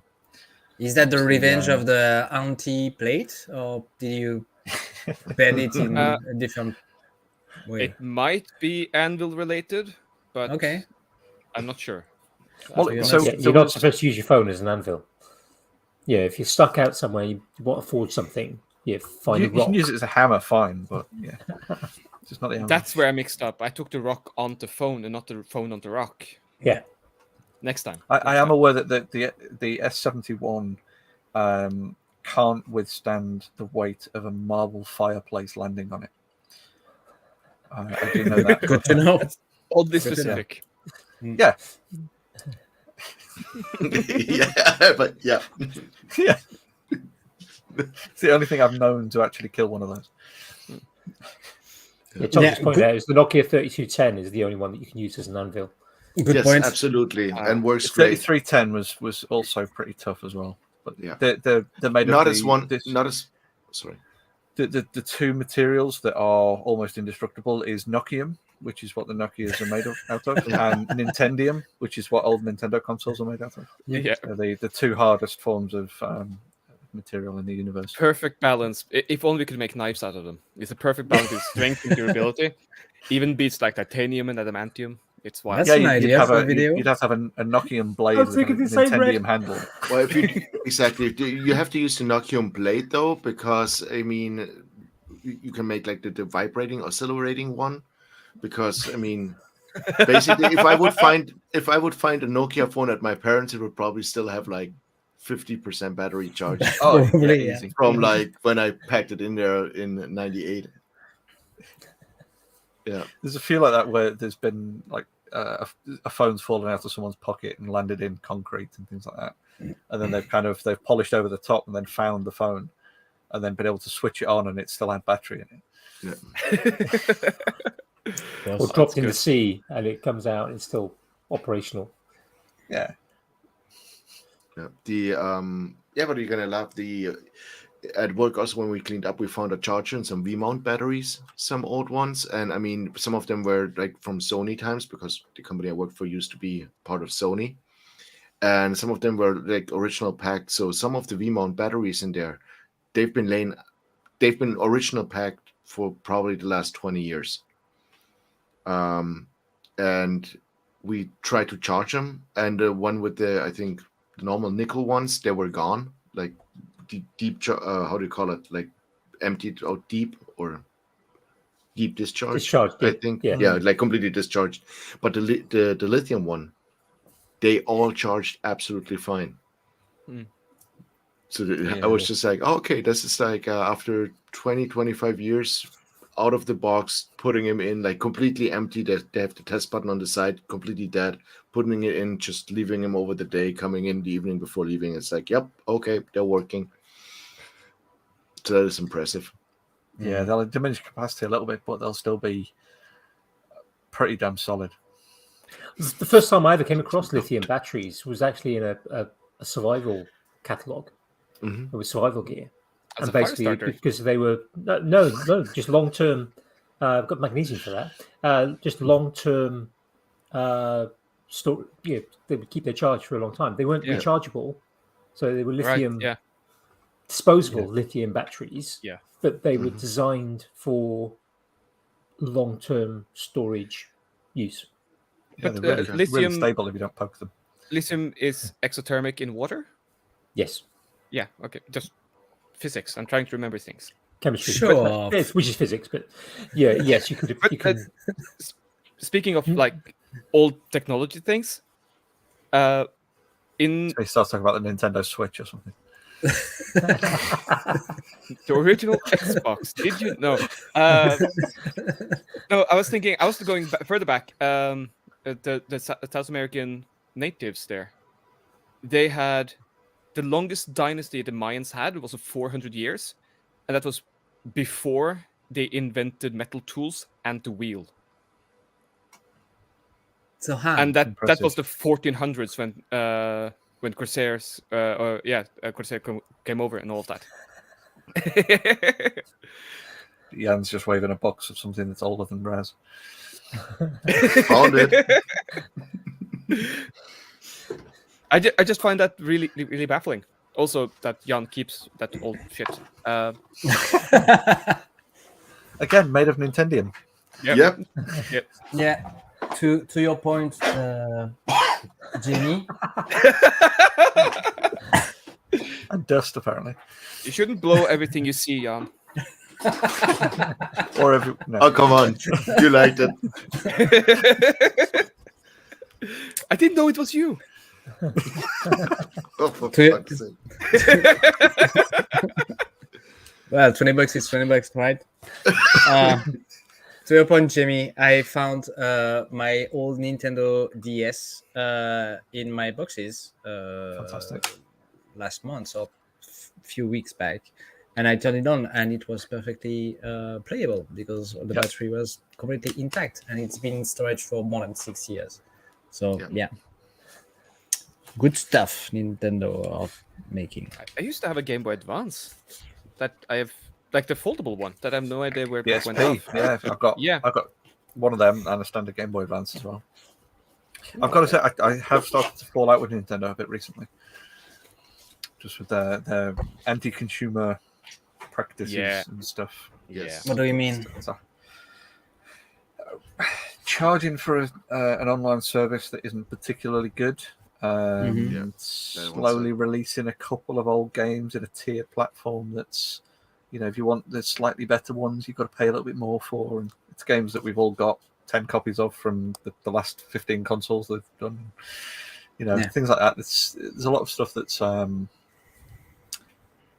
they're becoming the Apple of the gaming world. Yeah. It's upsetting because Nintendo have kept me very warm for most of my life. Yeah, they were supposed to be the good ones. Yeah, they were, but it's since The chosen Iwata one. died. Yeah. Yeah. Once Iwata died, it was it all changed, which is a shame. Yeah, I mean, Nintendo should just go back to making playing cards, or shoes, or Back to the 1800s. yeah, or Well, now they something. just make playing cards that are AR and go with the Switch. And that you find in a loot box, and Yeah, shit. you got to pay 70 quid for the game, and then you can. and then tenner sell your shot for nan's back cards. kidneys to pay for all the things, so you can get the super cool one, and yeah. Yeah, exactly. I think it was during the start of COVID where I just had that nick where I'm like stuck at home. It's like I had that itch that I wanted to play with a Nintendo again. And I just splurged myself because it was the one console I was never allowed to have. It was just an edge with not enough pocket money for it and didn't get it. The Super Nintendo, like the Famicom. And I got myself that and I ordered it with Zelda, Link to the Past, and Secret of Mana. Oh, and it was Nice. glorious. Secret of Mana was really good. Yeah, I like that game. I got one of the little when they did the re-release of the Super Nintendo, the little stripped down version just full of ROMs. Because it like Super Metroid is one of my favorite games, and Super Mario and Super Mario World rather. So just being able to like introduce the youngling to them, play like Super Bomberman and things. It's just, May I ask, what's the first game you sort of completely lost yourself to? Oh damn!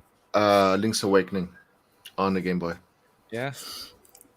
Alex Kidd probably on Sega Master System. Master System, yeah. Oh, Yeah. yeah, that's true. There were some. No, but it's not. I think the first one was because we got a Game Boy on Christmas, basically when it first came out, and with also 3 games. There was Batman, Spider-Man, and Zelda. And the Zelda one I was just blown away by it because that adventure, like playing that adventure on it. Mm. Damn it, but it wasn't the first one. The first one was Castlevania on the NES. Oh. But that wasn't mine. That was at a buddy's place. Yeah, I think that's the thing, because there's a lot of playing Super. Yeah, Alex Kidd playing that at my mate's Master System, and then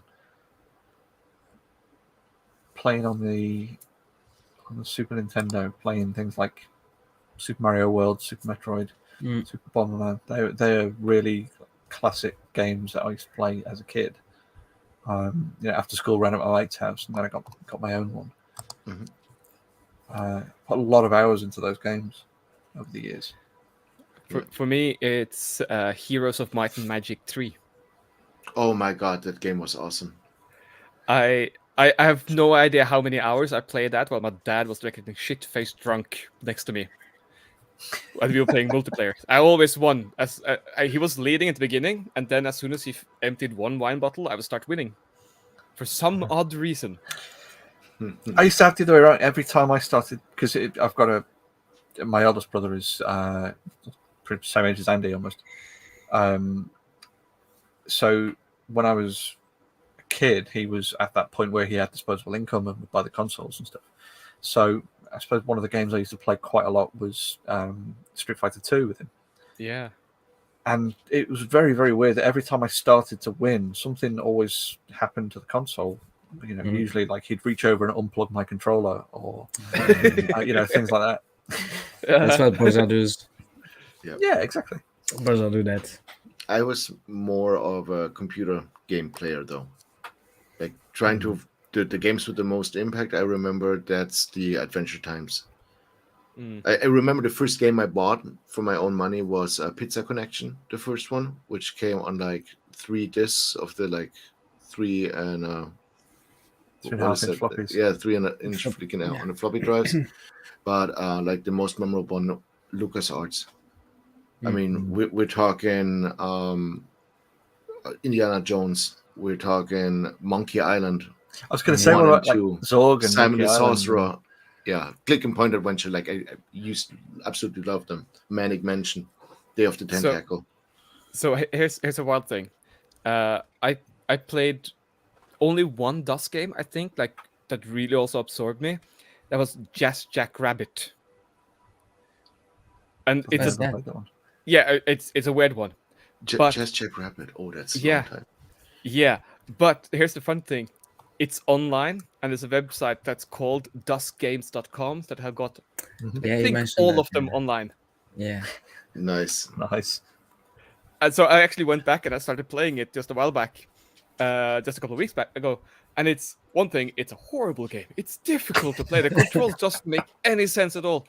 And if you run out into, I don't even recall what it's supposed to be, but you get sort of high on LSD or something, and all of the controls are backwards.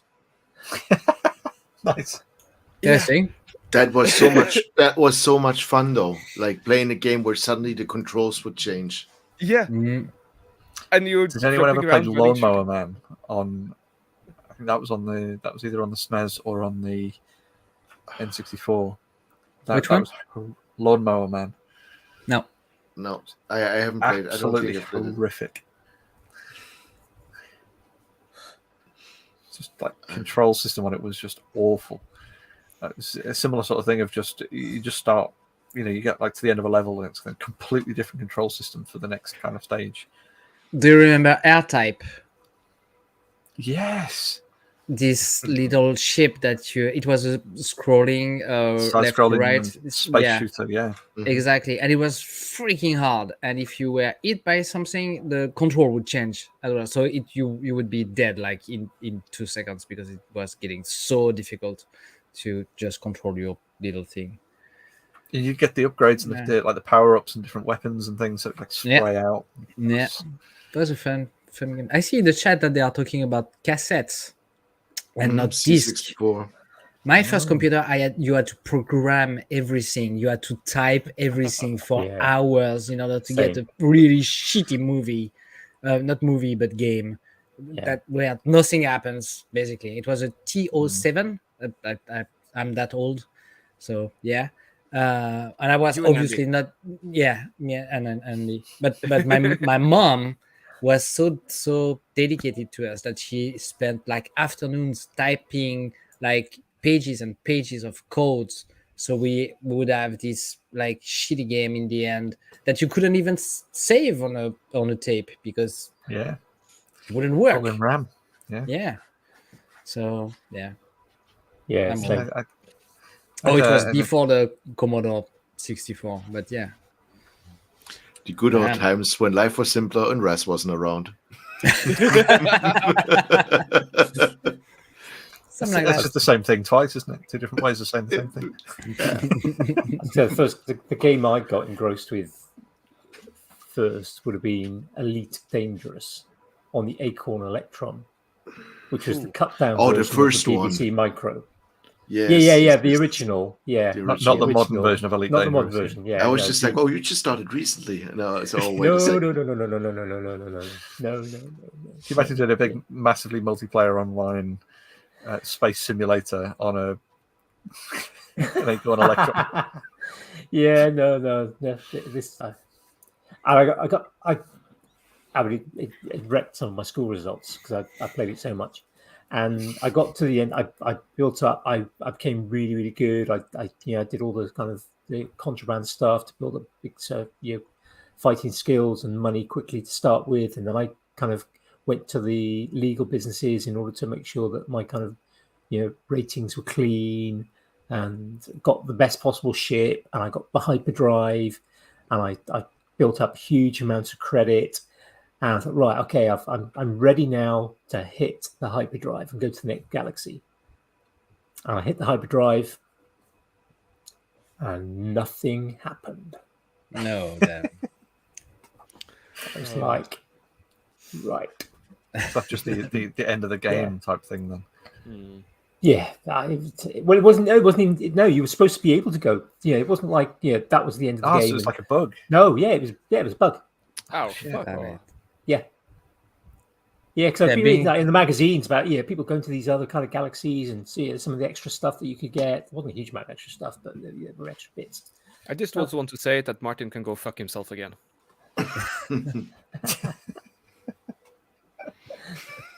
sorry, Andy. Just please go on. Yeah. So that was. In fact, I think that's the only game I've got the new Elite on my computer, but I've never yet played it because I know that if I start, it's being given away free. I got it for free. I know if I start, that's it. It's a friend of mine actually started playing the second Elite one, and he was going like, "Oh, this is really like, oh, that game is so cool." But the ship design, man, that looks like something they dreamed up in the 80s. And I looked at him, it's like, yeah, 84. Yep. Because they are from the original game. And then he was like, oh, okay. What I didn't realize, I thought it was like beginning of the 90s where the game came out. That game is as old as me.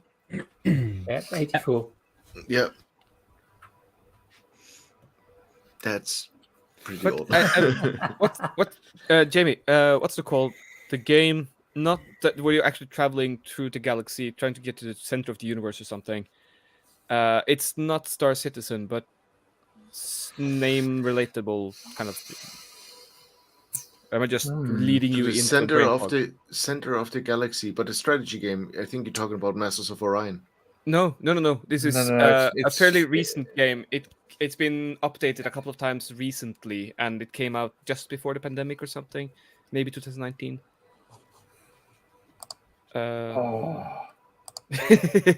Sorry. Yeah, because you had Elite Dangerous, and then you had that other one, and those two were both No Man's Sky. Yes. Yeah, there you go. Yeah, okay. And there's the one very like procedural generation. Yes.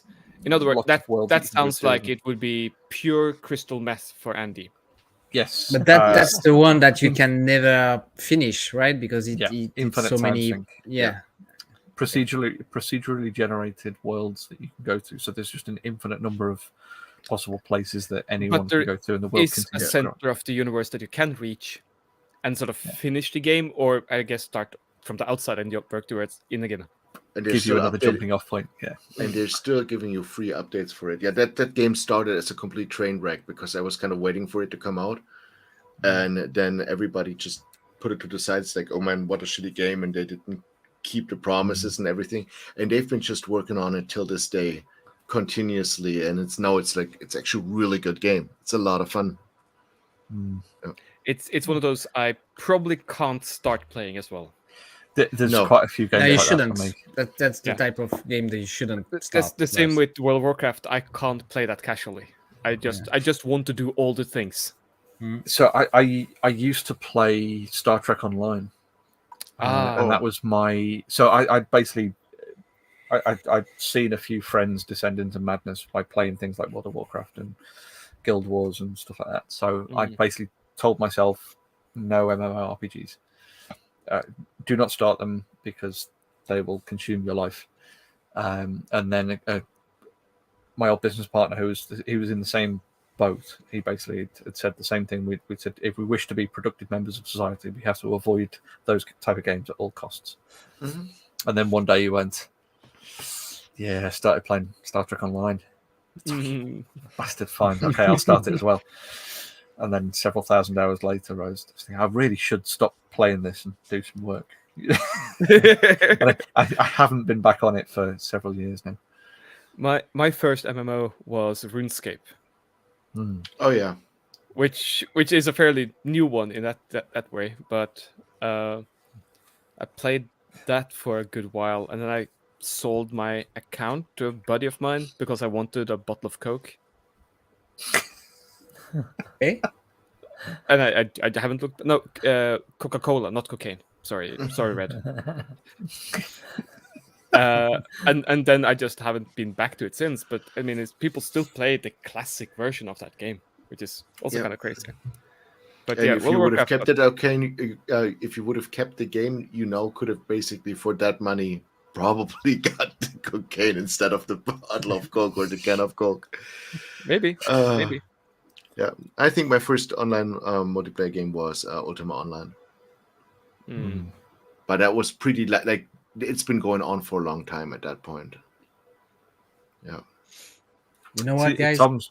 Tom's just raised a very good point though. So the main problem with playing MMORPGs is you have to play with other people.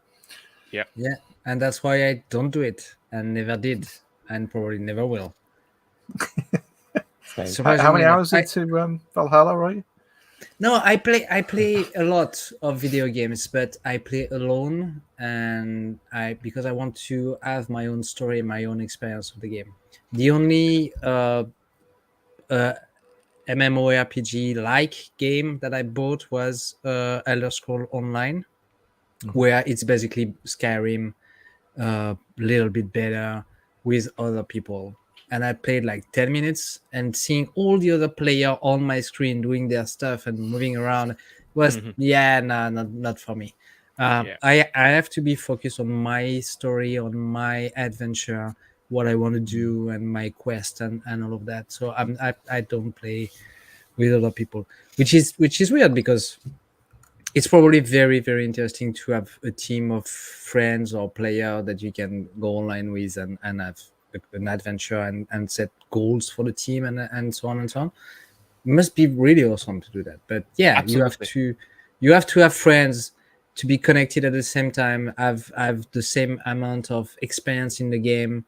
Because I know for sure a friend of mine is doing that, and he plays Destiny 2.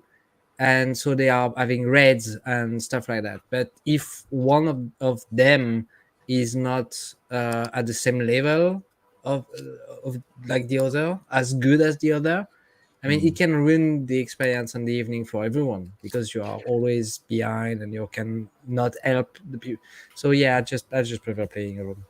I don't know. Yeah. I'm not sure. Like, I met friends like playing online games. I started playing World of Warcraft, but when it was in closed beta, or technically I started when it was in alpha, because a friend of mine had a shop that was selling game cards, and he had like an official deal. So I had that box weeks before it went online at home.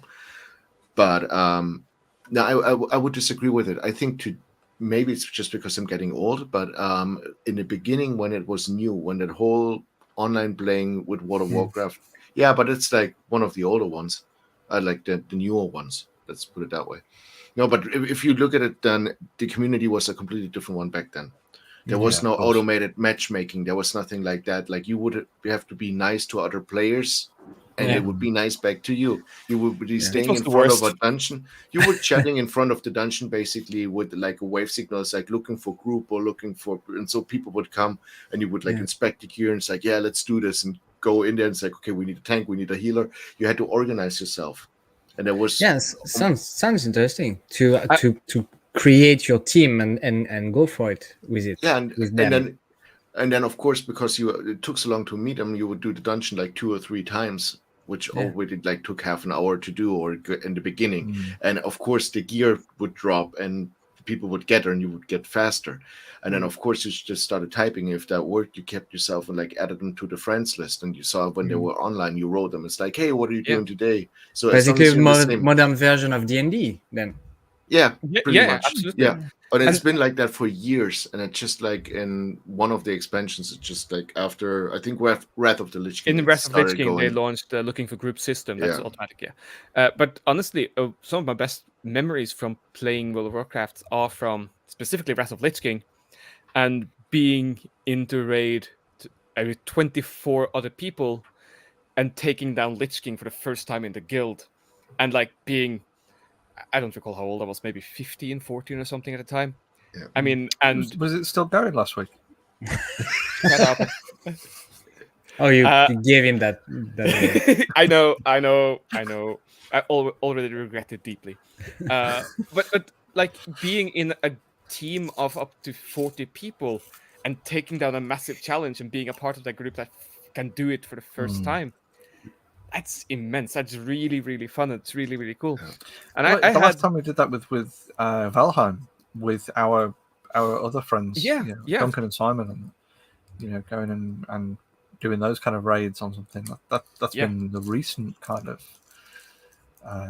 similar sort of fun.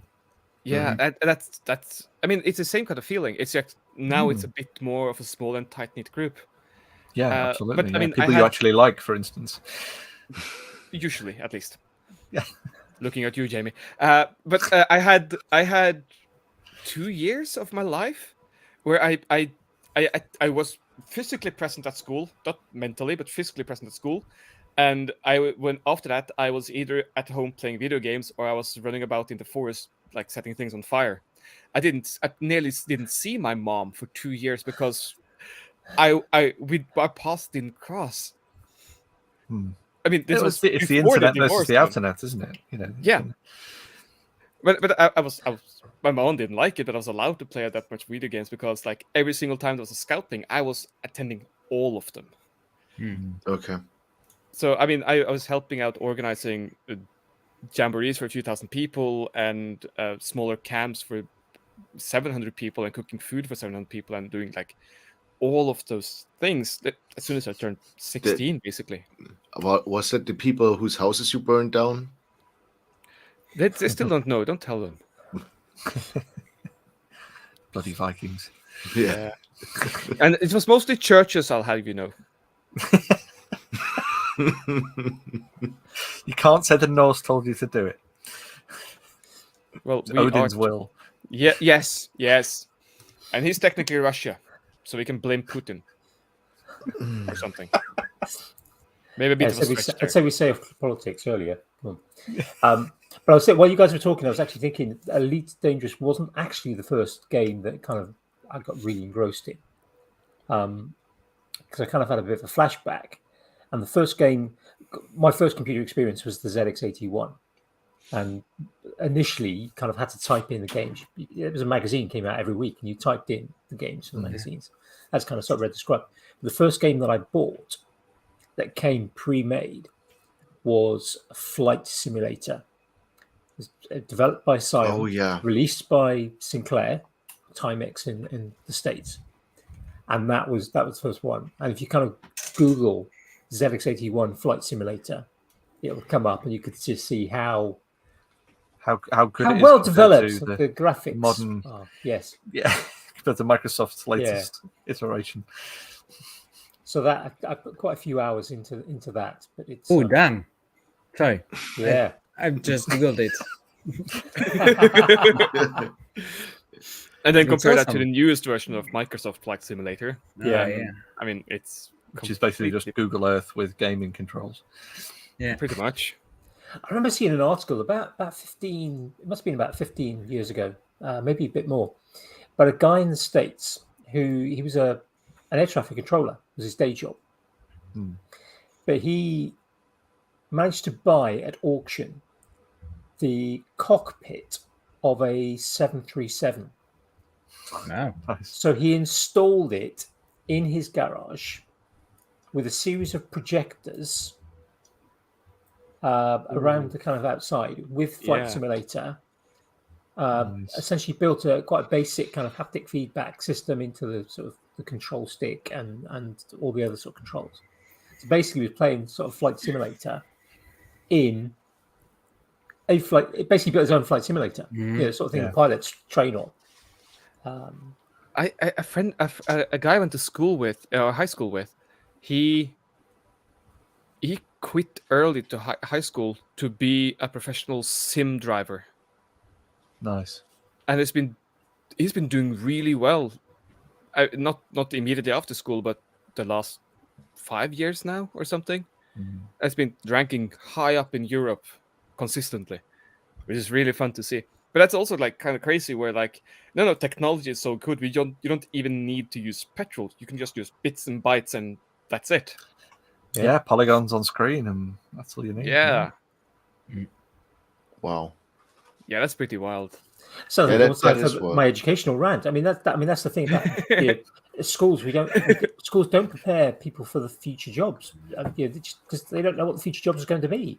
Yeah. We can guess, and we can think maybe a couple of years ahead. But when I was in school, a web designer was a spider. That was it. There wasn't such a thing as web design. As a job. And now any kid can do it. Yeah, But even old people like me. I've been doing a bit of web design this afternoon. But I guess not to put money into the Andy Rant machine, but it isn't the problem that they are trying to make kids memorize things instead of teaching them how to think about problems and solve them. Yeah. I mean, grossly oversimplified, but the education system, it exists to serve several purposes.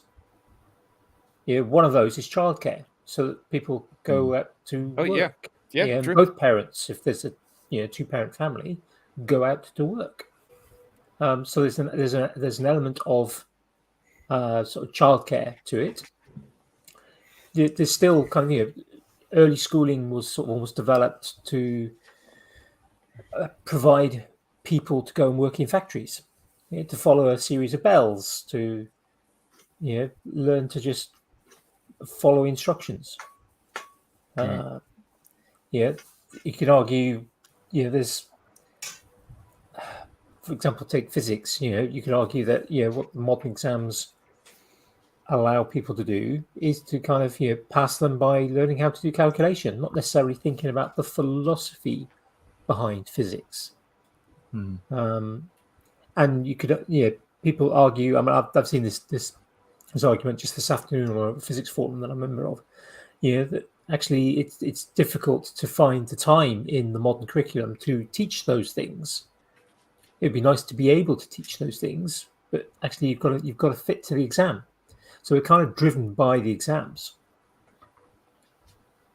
And I suppose you're always playing catch up, aren't you? Because you look at the average maths lesson now, and it's teaching kids how to do written sums, but nobody does those in a professional capacity. You look at all of us who have or have had regular day jobs, and anytime we come up against a maths problem, the first thing we do is reach for phone or internet and type the problem into a thing that does the thinking for us.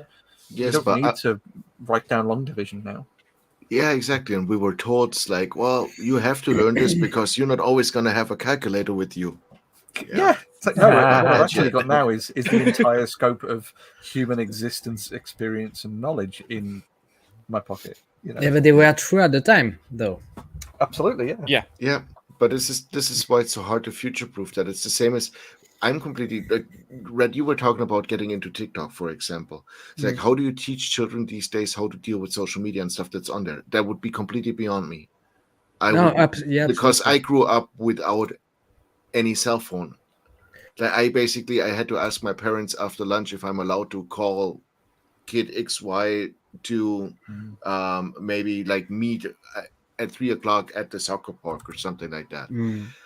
So you would make an appointment, you would look at it. There was no Google Maps. Like when I started working as a service engineer, I was still like driving around with my car. I had the usual maps.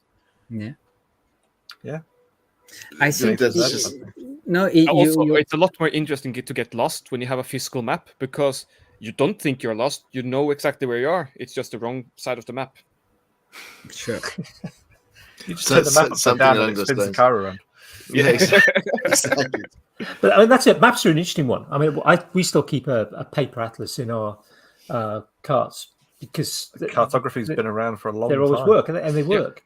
But if you go back to Operation Desert Storm, the first Gulf War, back in the kind of sort of dark ages, some might say, there was an interesting scenario that occurred with special forces operating out in the deserts of Iraq. There was there was at least one situation where the American special forces, who relied heavily on their GPS and GPS for the military back then, GPS for civilians back then, there was that what was it called? There was an offset built in, essentially a random offset. So you were limited to 10 meters. how precise it would be.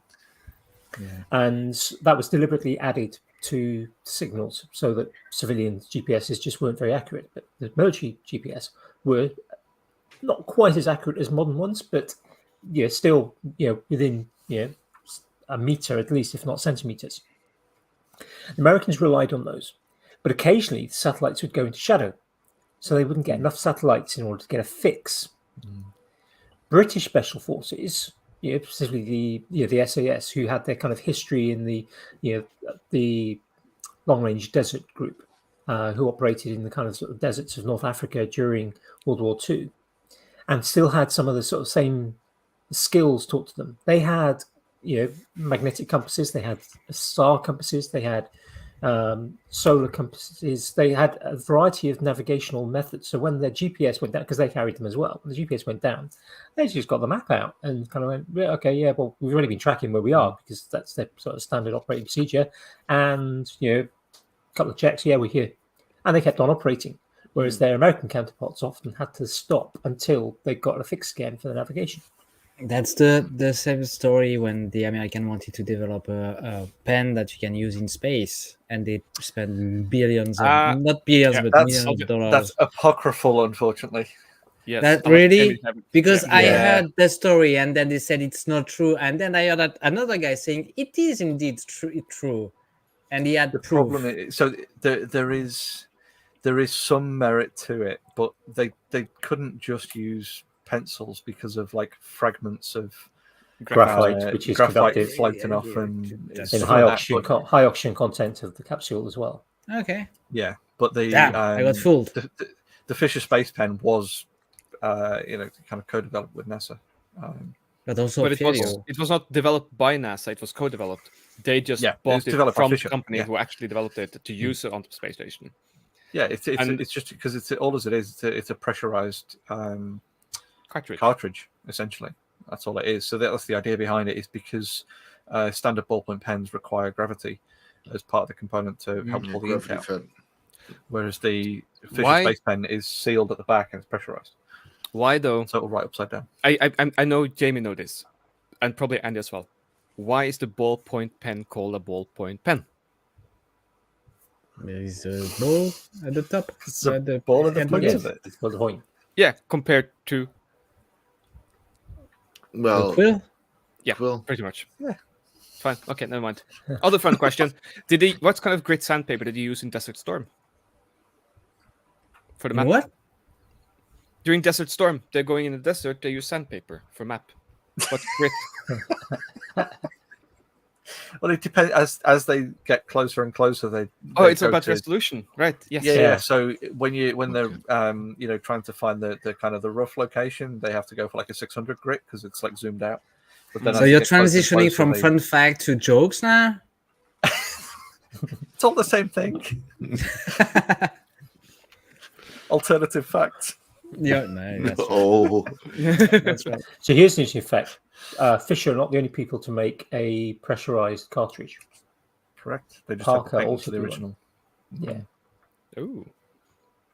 I didn't know. Not is it Parker or Pentel? One of the P. Also did a pressurized one. But I think one of the differences is that the Fisher one, the ink is a different consistency, so will work on a wider range of surfaces. Yeah, because that's one of the selling points is the writing upside down and writing underwater. Yeah. But The other one will also write upside down.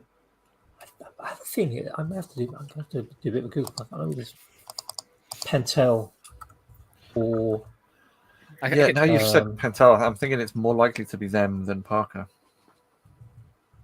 Well, I might be completely wrong. But... See, I love that kind of stuff. I've got a Fisher Space Pen, and it's all right. It's not my favourite pen, but it's quite handy in a pinch. Not that I, go into outer space at all, but I think I still have an old Lamy somewhere. I have to check that. I was going to say I've got pens that are older than Rasmus. In fact, I've Food got that's older than pen, Rasmus. I've got pens that are older than Jamie and Jan for sure. Yeah. Well, I can try to counter and say I have anvils that are older than you, Andy. I have pens that You are sure? older than you, Andy, and I'm absolutely sure of it. Yeah, in fact, I've got some dip pens, which Ooh. are considerably older than I am. Yeah. I have this. Rock. That's older than all of us put together. Coal. Yeah. No, iron ore, 70% magnetite. Nice. Isn't he a Yeah, that'll be Pokemon? older than me. A little bit. Yeah. I'm getting back to it, but you had a good point, Jan, when you were saying that you wouldn't know how to teach kids to use TikTok or other social platform media right now. Yeah. I think it's because we don't have the knowledge about it just now. I mean, it's so Super new that emergent tech, isn't it? Yeah. we don't know yet what will be the consequences of using it too much. I mean, we pretty much know based on previous studies of different medias and apps, but It's it also would be hard to do that. it's also the difference between learning how to use something and using it naturally. Because when I look for like using computers, when it came up to that, it was our hobby. Like I grew up with computers because my dad worked in IT and we had the LAN parties. Our teachers came from a completely different one. We had some that tried to learn everything about the computer, but it didn't come naturally to them. So of course we bullshitted them all the way around. We set BIOS passwords and unlocked it and used it to surf the internet and stuff like that. So I talked about that before this, and they were completely clueless about it because for us it was so easy to use. And if now somebody told me, it's like, well, I should tell my nephew about TikTok and everything. I could sit down, I could play with it, I could like try to watch YouTube videos over it and try to inform myself, but it's never going to be the same that someone that grows up where all of his buddies like going to school already play with it because they learn it in a completely different way. If someone said to us, teach modern day school kid about social media, we could probably tell them how to edit the CSS on MySpace to make it look different colors and to embed bluedabbd.mid when it starts the page up. But that's about it. After that point, social media became not our thing anymore, did it? But we can dip our toe into it, but it's gone way beyond where we were at.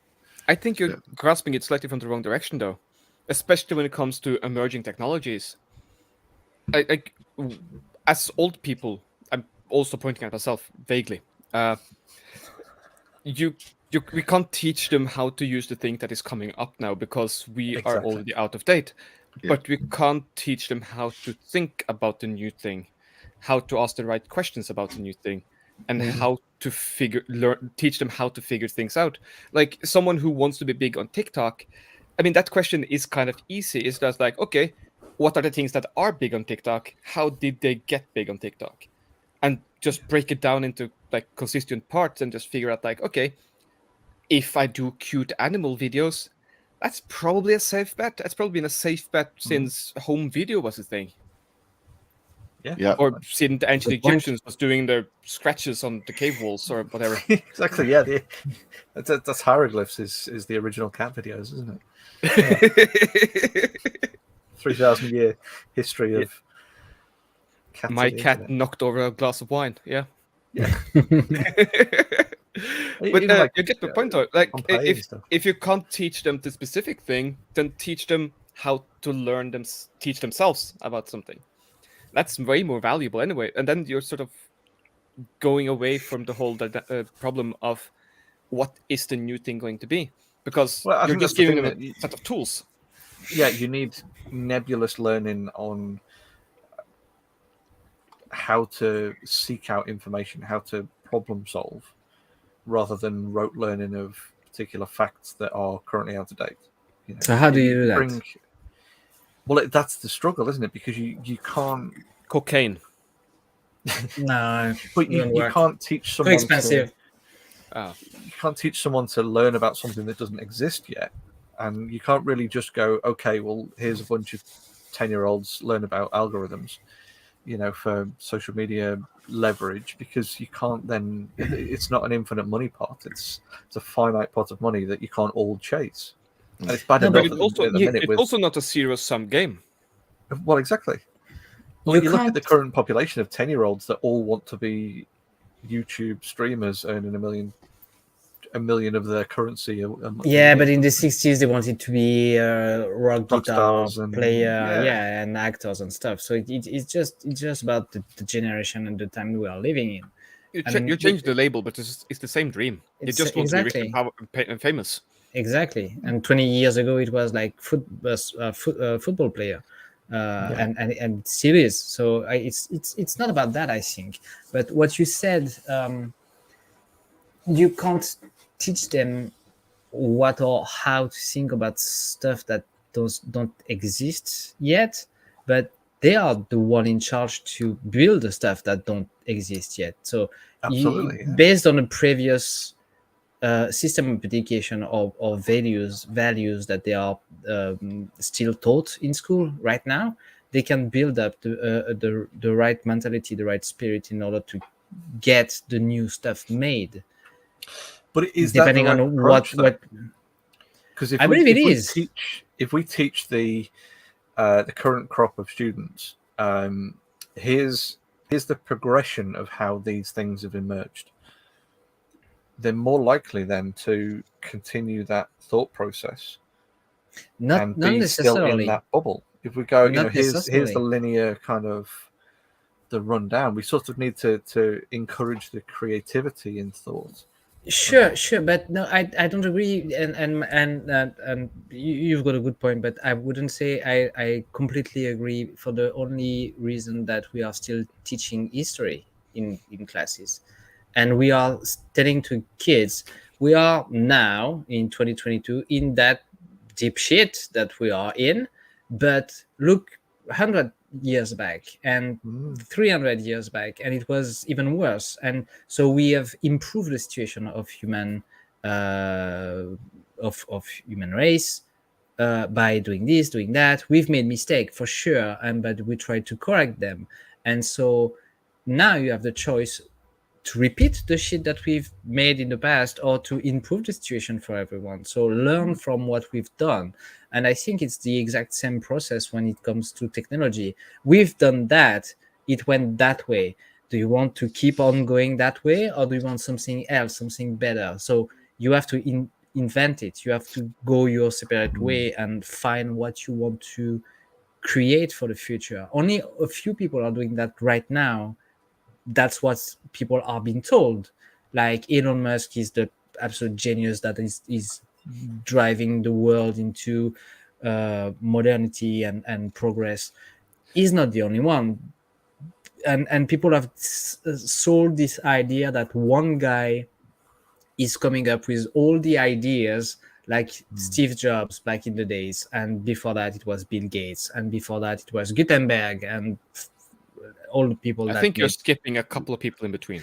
Yeah, sure, on yeah. purpose. But my point is that it's not only one people that discover one thing or have an idea. Of course, you have sometimes brilliant people that come up with a lot of ideas. Sometimes they are good, sometimes they are shit, and sometimes they are doable, and sometimes they are not. Like if you have visited Da Vinci, for instance. Exactly, that was I was going to say. If you have visited the place where Da Vinci was living, especially in France, is full, the Clos Lucé, it's full with models and drawings of all the ideas that he had.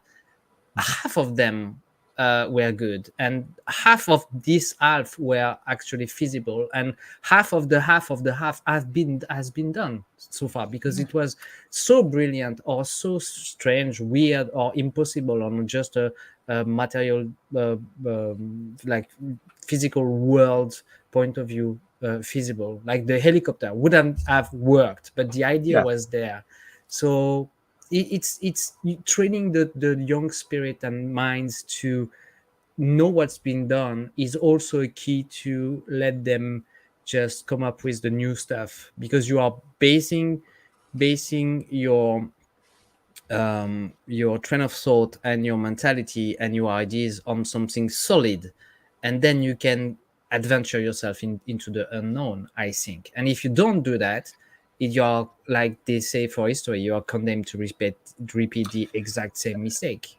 Absolutely. And correct me if I'm wrong, but I think that's why we all quite enjoy science fiction as well. It's that kind of that challenge of someone creating something fictionally in a world where we can't currently create that technology. Yeah. But then you look 20, 30 years down the line, or if we now look 20, 30 years back at sci-fi from then, Yeah. at things that we, as kind of fully grown professional people creating things, we're actively trying to create the stuff that we grew up with in our fiction. Yeah. People who are learning how to make things like a tricorder, or learning to create FTL for space travel, or things like that. Medical devices or prosthesis, or these things that were in sci-fi when we were growing up, that have driven our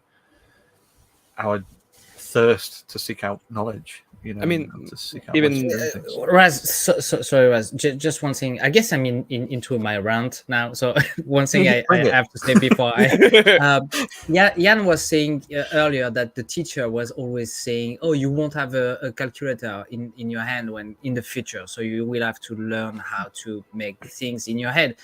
But it's exactly this.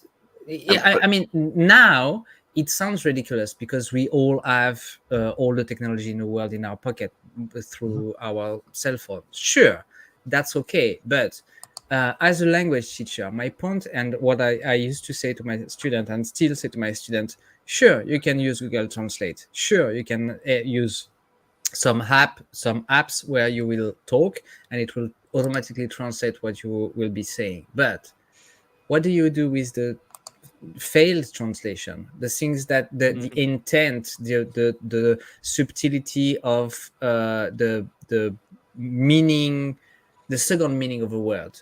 Google Translate can't deal with that at the moment. And would you be bothered? Yeah, Japanese is the perfect example for that. Just politeness levels of that. All the politeness level, and yeah, sure, you will have one standardized translation for what you want to say. But if you say, as Rasmus is pointing it out, this standardized translation to someone who you have to respect and someone that you just meet in the street, it will not have the same impact. And the answer, the consequences of what you are saying can be catastrophic. Would you like to have a conversation with another human being using a device? That's the real question. Or do you want to be able to do it yourself without having to think about it? I mean, I can answer that perfectly, because I would absolutely love to have the universal translator. I'd love to be that nerd that puts the Babelfish in, or has the chip implanted that does that universal communication. But we don't. So absolutely, and that's the two different vectors to get to that point of universal communication, isn't it? Or two of those. But before, my point being, before you can technologically create a machine that is so reliable, that one. Got there in the end, mate.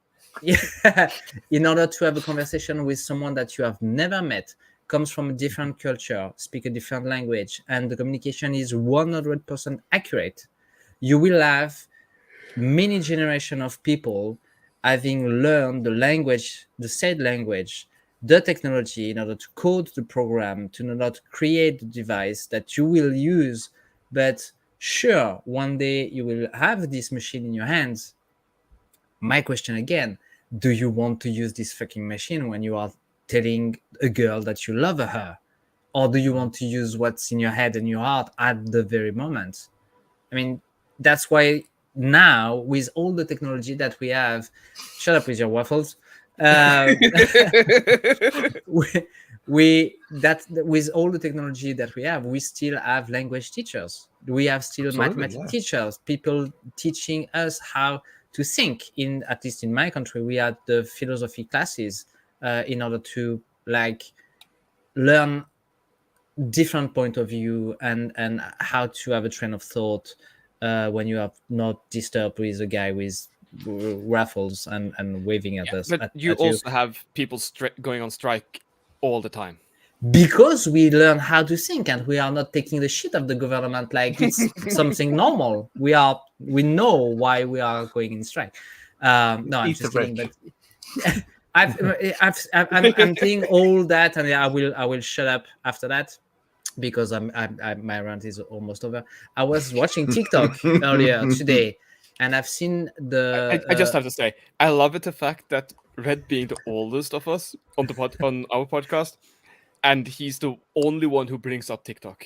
Yeah, every single time. Because it's fascinating. I mean, from a purely, I find it fascinating. I'm not explaining why, because it would be making my rant even longer, but it's absolutely fascinating platform, I think. So I was watching this video earlier today of a guy in high school in the US and going through all his day and all the things that he had to learn from 1 hour in 1 hour periods. Okay, so starting probably at 8, he had 5 classes, then lunch, then after that 3 classes. So 8 classes of 1 hour during his day.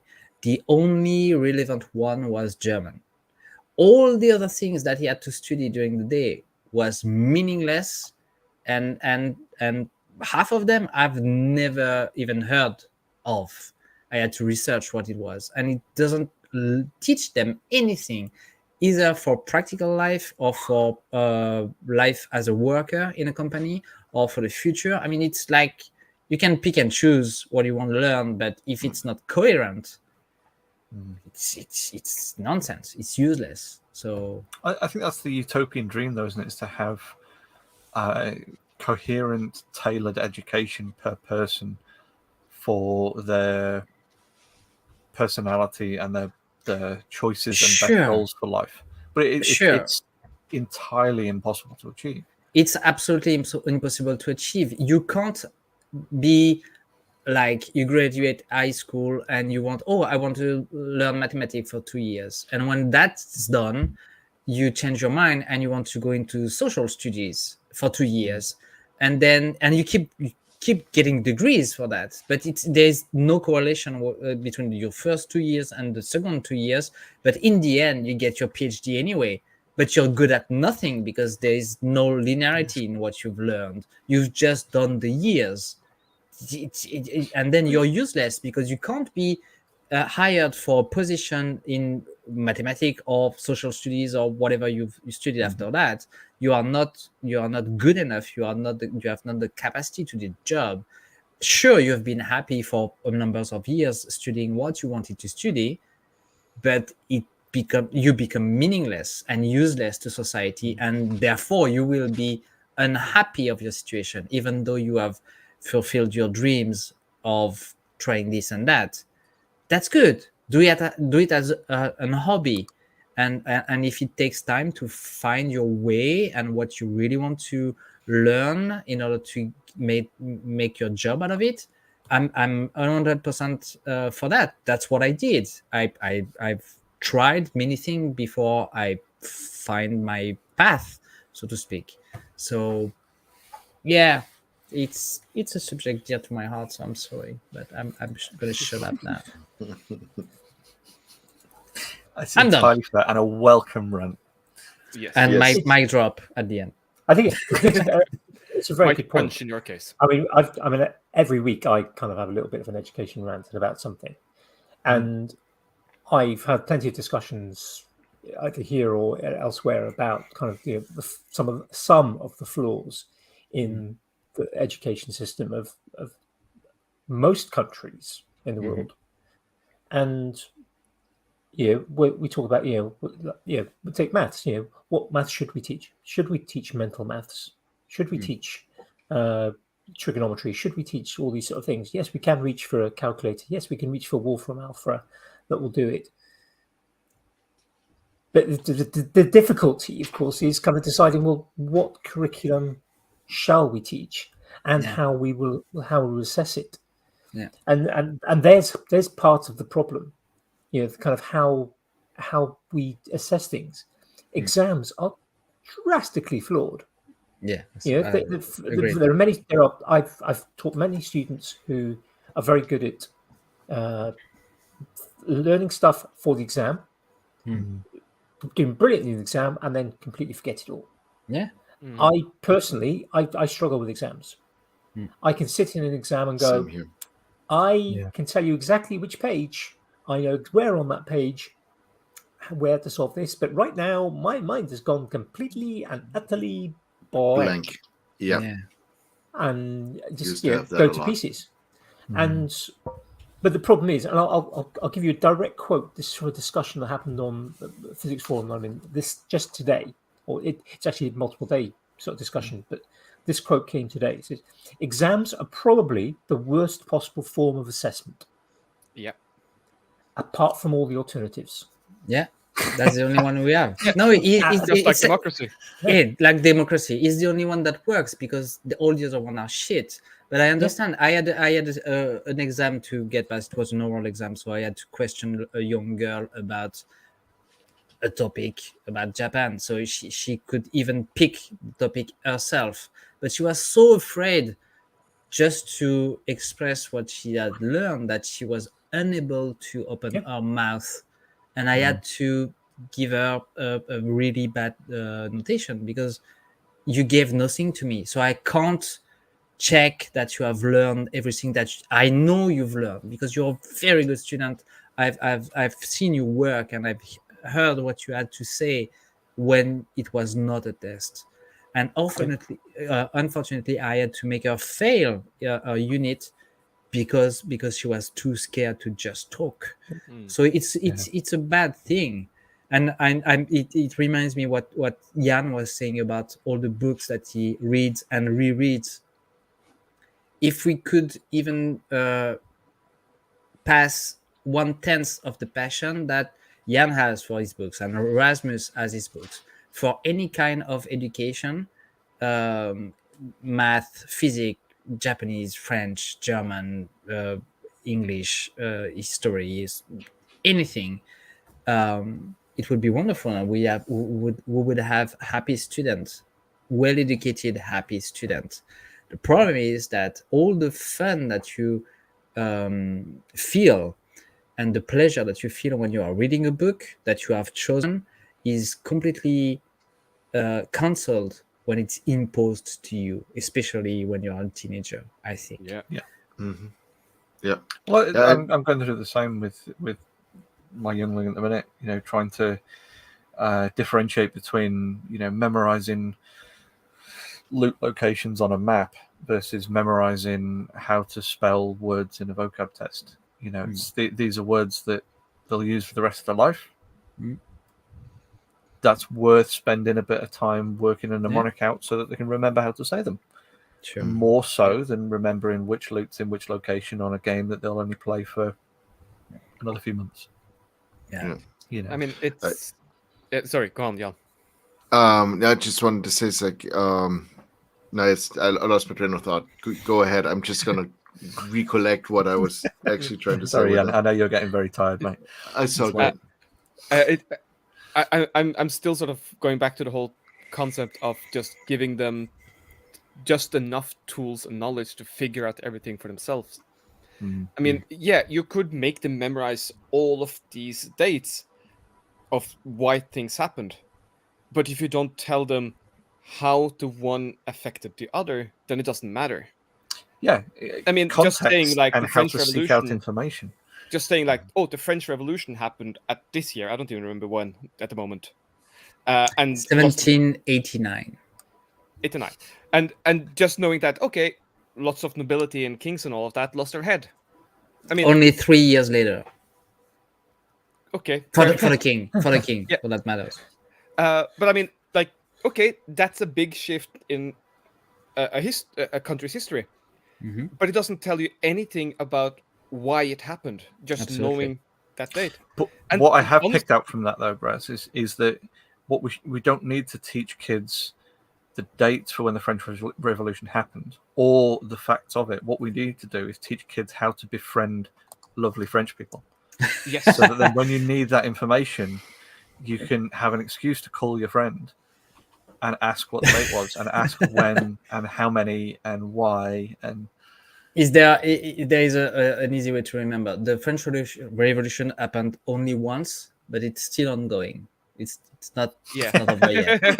it started in 17. It started in 1789, but that's But, why just we became still aware have of the life. strikes. Yeah, exactly. But Mentality. It's also just a whole part of like the French Revolution didn't happen in a vacuum. Yeah. The American Constitution and the Norwegian Constitution are based upon what happened during the French Revolution. And like in Norway specifically, abolished all nobility during 1814 when we got our constitution because of the shit the French did. Yeah. We are an inspiration to the world. You certainly are. That's a word to use, definitely. They also called you an example of some sort. Yeah. That too, but we'll gloss over that. But if I may go on slightly back a ways to other parts of the whole education conversation, I just love this sentence of you can't ask a fish about water. Yeah. Like They can't speak, for starters. yes. Very good point, Jamie. Gold star. But I mean, like if you have lived in the same environment your entire life, you have no context to evaluate that environment. But you have a very good experience of it, so it also balances the point of view. No, if I ask you about air and you have no sense of the chemistry of air, what would you tell me about it? That is pretty essential to me being alive. Well, yeah. And that but sometimes it's nice and sometimes it's not. Sometimes it's warm, sometimes it's wet, sometimes Yeah. it's dry, sometimes it's cold. So you get an That's the experience like combination. just Sometimes moving very yeah. fast. Yeah. you have an Sometimes experience. comes out of me. Yeah, but you get my point though. It's you need also the context of the thing to describe No, sure, it completely. absolutely. I agree. I mean, I think you I need think to we experience both. a vacuum to fully realize what air pressure does to everything around you, the weight of the air on surfaces around you, and how that affects things. Right? I don't think you need to experience everything in order to know everything. Sometimes the theoretical knowledge is enough for you to understand everything. I don't mean Well, like that's the you difference always between an need to personally empiricist experience it. and Yeah, but like there is some how to say that when you want to learn about something, people will try their best to explain you what it is, what it feels like, and how to create it or how to avoid it. But sometimes sometimes only experiencing it is the best way to learn, right? Like I can explain in 2,000 words the taste of a fresh strawberry, but it will mean nothing to you unless you have tasted a strawberry already, right? Or to give an example of telling someone who's born absolutely blind about colors. Exactly. Or clouds. So Yeah. what's a cloud when you have never seen one? How does it feel like in your eyes?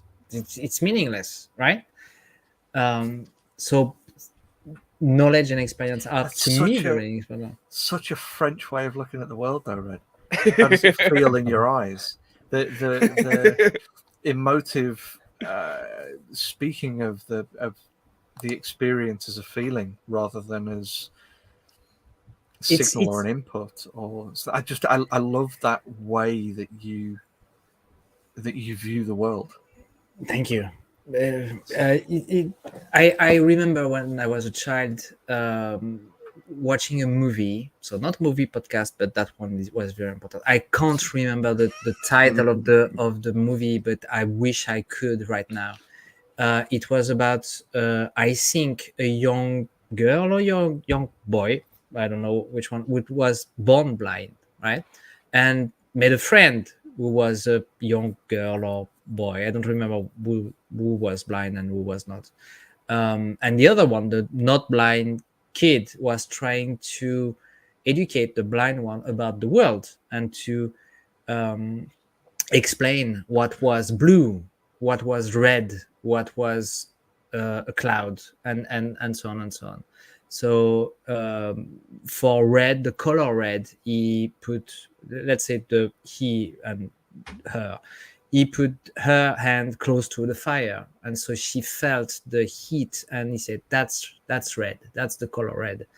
And he used some cotton to make her feel in her hands.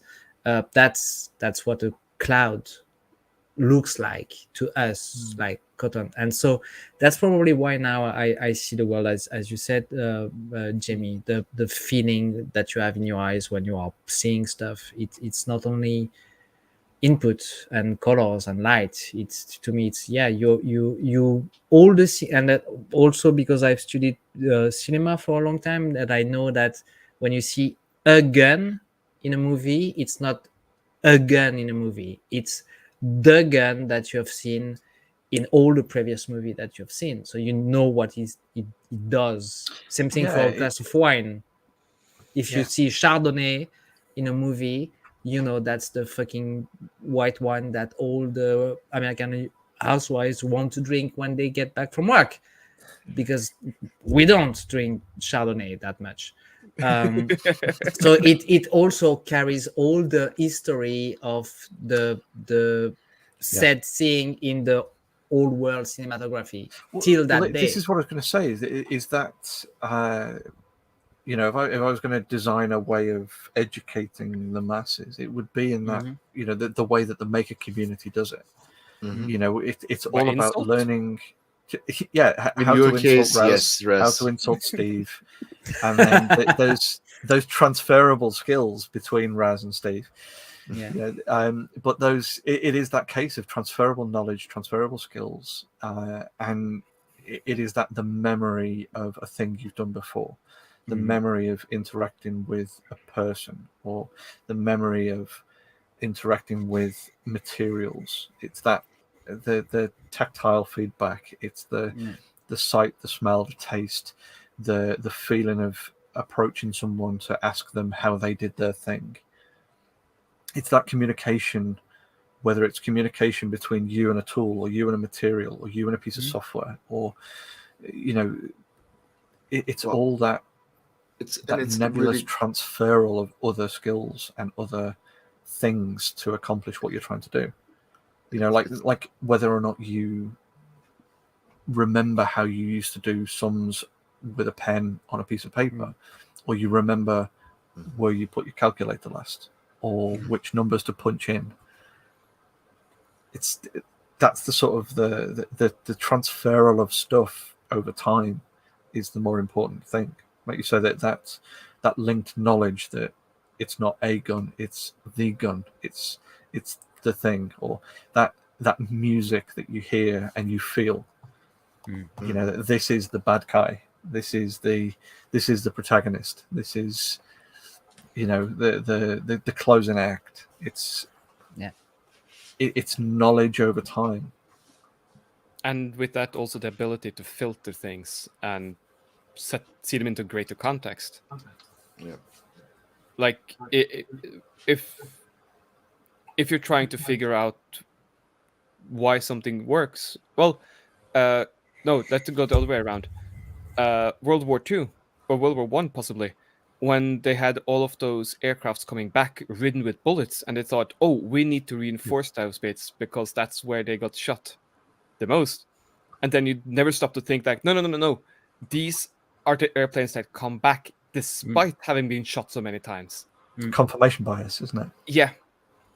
And sort of having survival bias, that one as well. Yeah. like having that mental, that ability of the mental shift of going like asking the right question about like, yeah, but why did it survive getting shot so many times? And yeah, and especially during those war times where you couldn't go out and retrieve the aircrafts easily. Mhm. It was no way of doing that. Not until after you sort of have won that territory, and that then the knowledge might not be useful anymore. Yeah. Or it would be too late to have a good enough effect on the war outcome as it were. So true. So is that Or- the kind of like hindsight thing about it? Because the only thing like when you said about teaching or what I want to come back to for just a short moment is at school, till this day, like the first thing I realized after I was done with school and I started in my work life was they taught us that all those different stuff to learn. They never told us how to do fucking taxes. Mhm. And I'm like, Life skills. fuck, like algebra. Like they could have just showed me how to do that freaking tax form because this is driving me nuts. That stuff like that. That's like the hindsight of it. That's something Back you in the don't learn about in days, school. they used to do that. I was talking with my mother the other day, and she was explaining to us that when she was in middle school and high school, she had classes about how to take care of the house, how to do the taxes, how to iron a dress, how to cook, and all those things have Oh, been yeah. lost in the educational system because now they are all probably thinking that it's so obvious and or it's passed from generation to generation inside the family. It's not. I've No, met people in the army that have never shaved their beard, and it was mandatory to do that every morning. So they had no idea how to do it, and they were 20 or 22. So we had to teach them how to do it properly, not to cut for them to be cut and so all the knowledge that all the knowledge that you learn and grab in school is not necessarily the good one, and it's not necessarily the one that you will have to use in your future life or job, but it also prove one thing. It proved that you can finish an educational cycle, go to a certain point without giving up or being bored or whatever, and that you have discipline about learning stuff and proving that you have learned stuff, even if it's not useful. Yeah, but we had, for example, we had sewing, we had cooking, those different classes. We had technical ones. Yeah. Like I said, the technical ones, I think I mentioned that before. We weren't even allowed, like we did wood carving, but we weren't allowed to use the bandsaw. Yeah. Like the teacher basically cut that stuff for us, gave it to us, and then we had a knife with like a blade that was like 2 centimeters long. But there was the intent, but not the practicality of it. Probably because not someone at in an all. office decided that it was too dangerous for you. Yeah, but pretty much. It's like if somebody gives you a piece of wood in your hand, like you're allowed to look at it and you're allowed to go with the sandpaper over 4 sides. It's like, well, congratulations, you're now a woodworker. It's like, no. I just know. And this is kind of the stuff when I'm like looking back where I said it's like, well, there might have been a good idea behind the educational system, but it completely failed us there. Yeah. And that's the same with like doing taxes because it's a no-brainer and everyone has to do it at a certain point. So that would be something nice. I can understand if people don't want to take cooking classes. I didn't, like at that time, I wasn't interested in it. But you still need to eat every day. Exactly. Yeah, You still need to eat. that's something that Ramsay, Chef Ramsay, what's his name? Gordon Ramsay said one day. That's the only thing that's probably one of the only thing that you do 3 times a day, eating. So if you don't know how to cook properly, you're going to eat shit for the rest of your life. So taking the time to just learn how to cook a little bit in order for you to be fed by yourself and not having to spend the money, spend the time waiting for someone to do it for you or doing it wrong for you. It's something, it's worth taking the time to learn, I think. And I agree with him on that point. Definitely. again. It's finding kind of everything that everyone might need, and and that's one of the problems. I mean, and this is kind of a bit one of the reasons, amongst many, why we as a family home educated, because we knew that there were things that we wanted to be able to teach our children at an age that they wouldn't necessarily get in schools. Now, go to not necessarily the right school, but go to a particular school, and you might learn something because that somebody there thinks that it's important that it's taught, but somebody else in another school may not teach Exactly. that. And that's even ignoring things like, I mean, I mentioned this. I think I mentioned this last week. This year, I started marking for the first time. So I'm marking exam papers, and I marked, I think, somewhere in the region of about 20,000 questions across about 20 something individual questions. So altogether, tens of thousands.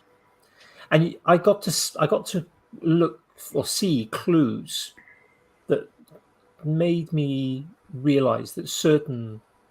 I knew this anyway. It's not something I didn't know, but I was actually seeing evidence for students being taught by specialists or non-specialists, and the difference that makes. How come? The wording of answers, just the way that particular questions or particular topics. So one of the questions I noticed particularly was about the internals of a plug. The British 3-pin plug. Yeah. And there was questions about that and its operation, and being able to just. You couldn't see it in every question. It wasn't something like every question you could say, that's specialist, non-specialist, specialist, non-specialist. You couldn't do that. But you'd see things that were kind of like, that's not a mistake that's just made because you haven't learnt it properly. That's a mistake you've made because somebody hasn't taught it properly. Oh, it's a thing of you are using all the wrong words to try to describe that thing. Yes, but not words that you would normally see somebody who just hasn't done their revision properly. Yeah. And it's not one of those things you can kind of just put down on a piece of paper and sort of explain. You have to kind of see a lot to kind of see, and obviously you have to know the subject really well and see the variety of different types of answers you get, because you can tell when a student just hasn't done any work, ignoring the ones that just don't answer a question at all. But you can tell when kind of you've been taught the right stuff, but you just don't know the words properly. And then you can spot someone and go, you're writing that with a level of confidence that suggests you know this, but what you have been taught is incorrect.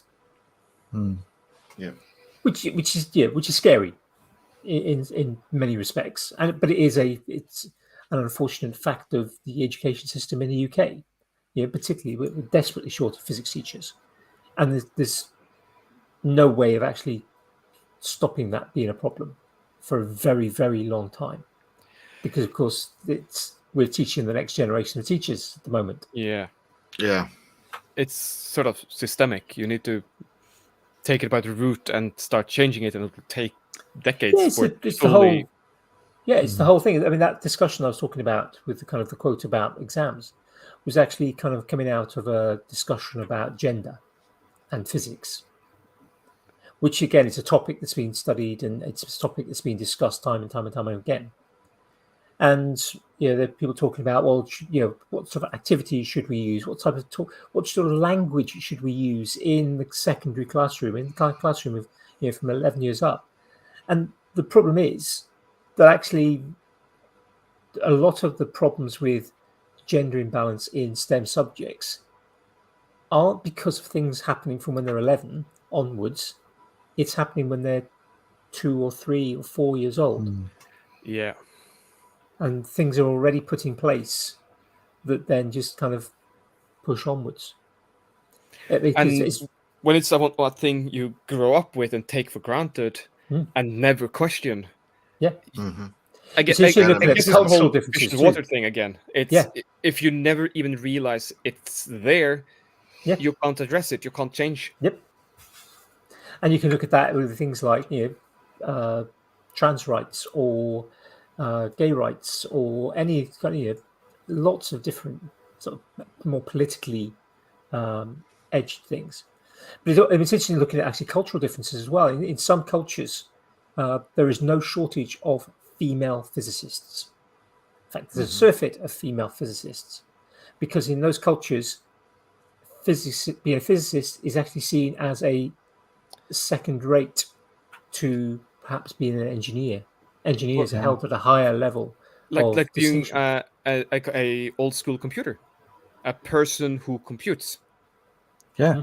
That was like you were called a secretary, basically. Absolutely. Okay, didn't know that. Yeah, computers were. Yeah. Usually women. Usually Yeah, women women, sitting at yeah. a desk just crunching numbers, and it was Yeah. verified by men, because also like there were horrible people back then, or maybe not horrible, but you know, And they were ones who had specific training in that. yeah.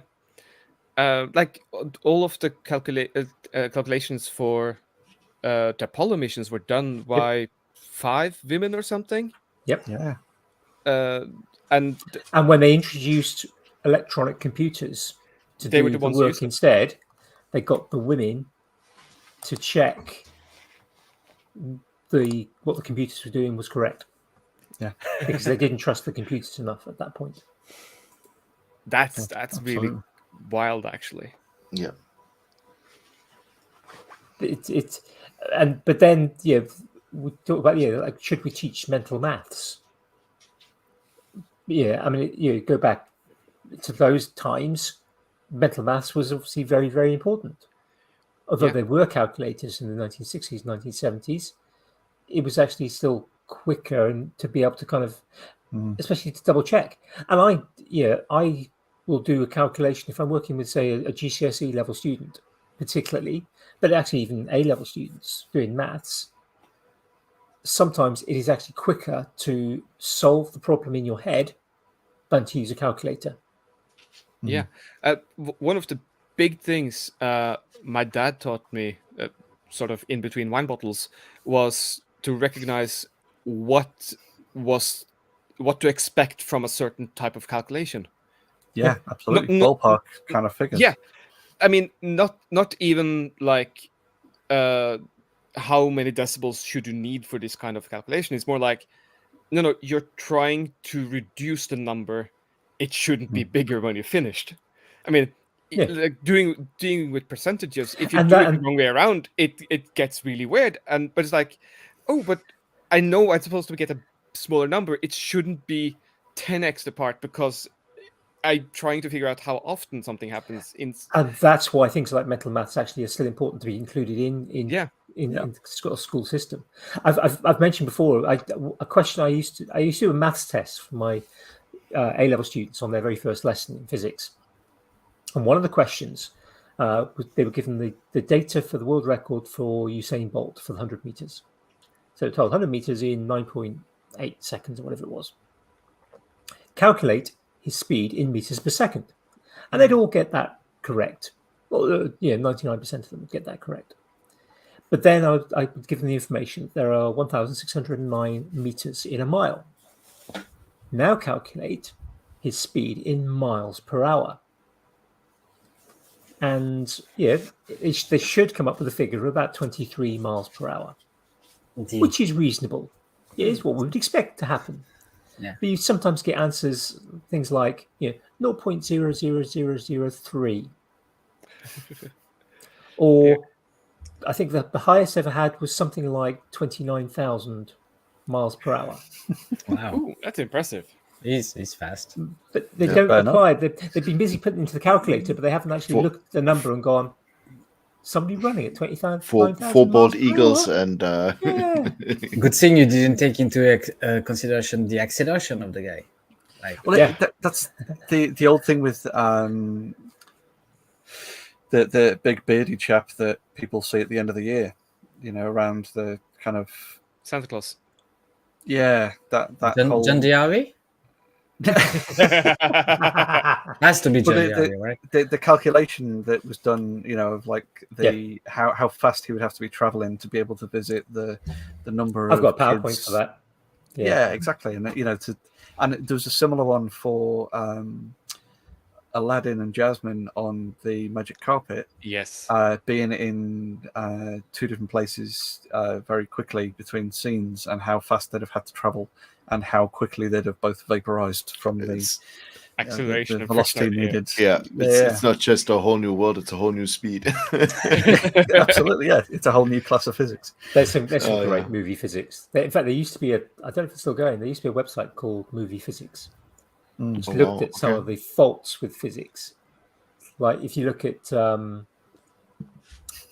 Our of the movie Caribbean, specialist might be about Yeah. to jump Pirates of in the there. Caribbean, where they're firing up at the kind of the fortifications from the boats.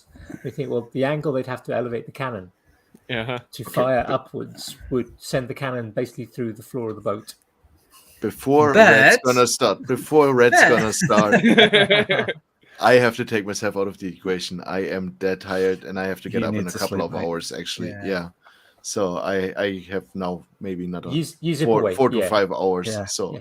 Ooh. I It's need the to halfway get point it. of the waffle, mate. Good Thank night, you mate. so Thank much you for for having joining, me. You can catch up with the rest when it gets published. Yeah. Exactly. I will on my next drive. We're Yeah. going to join in next week if we finish it off.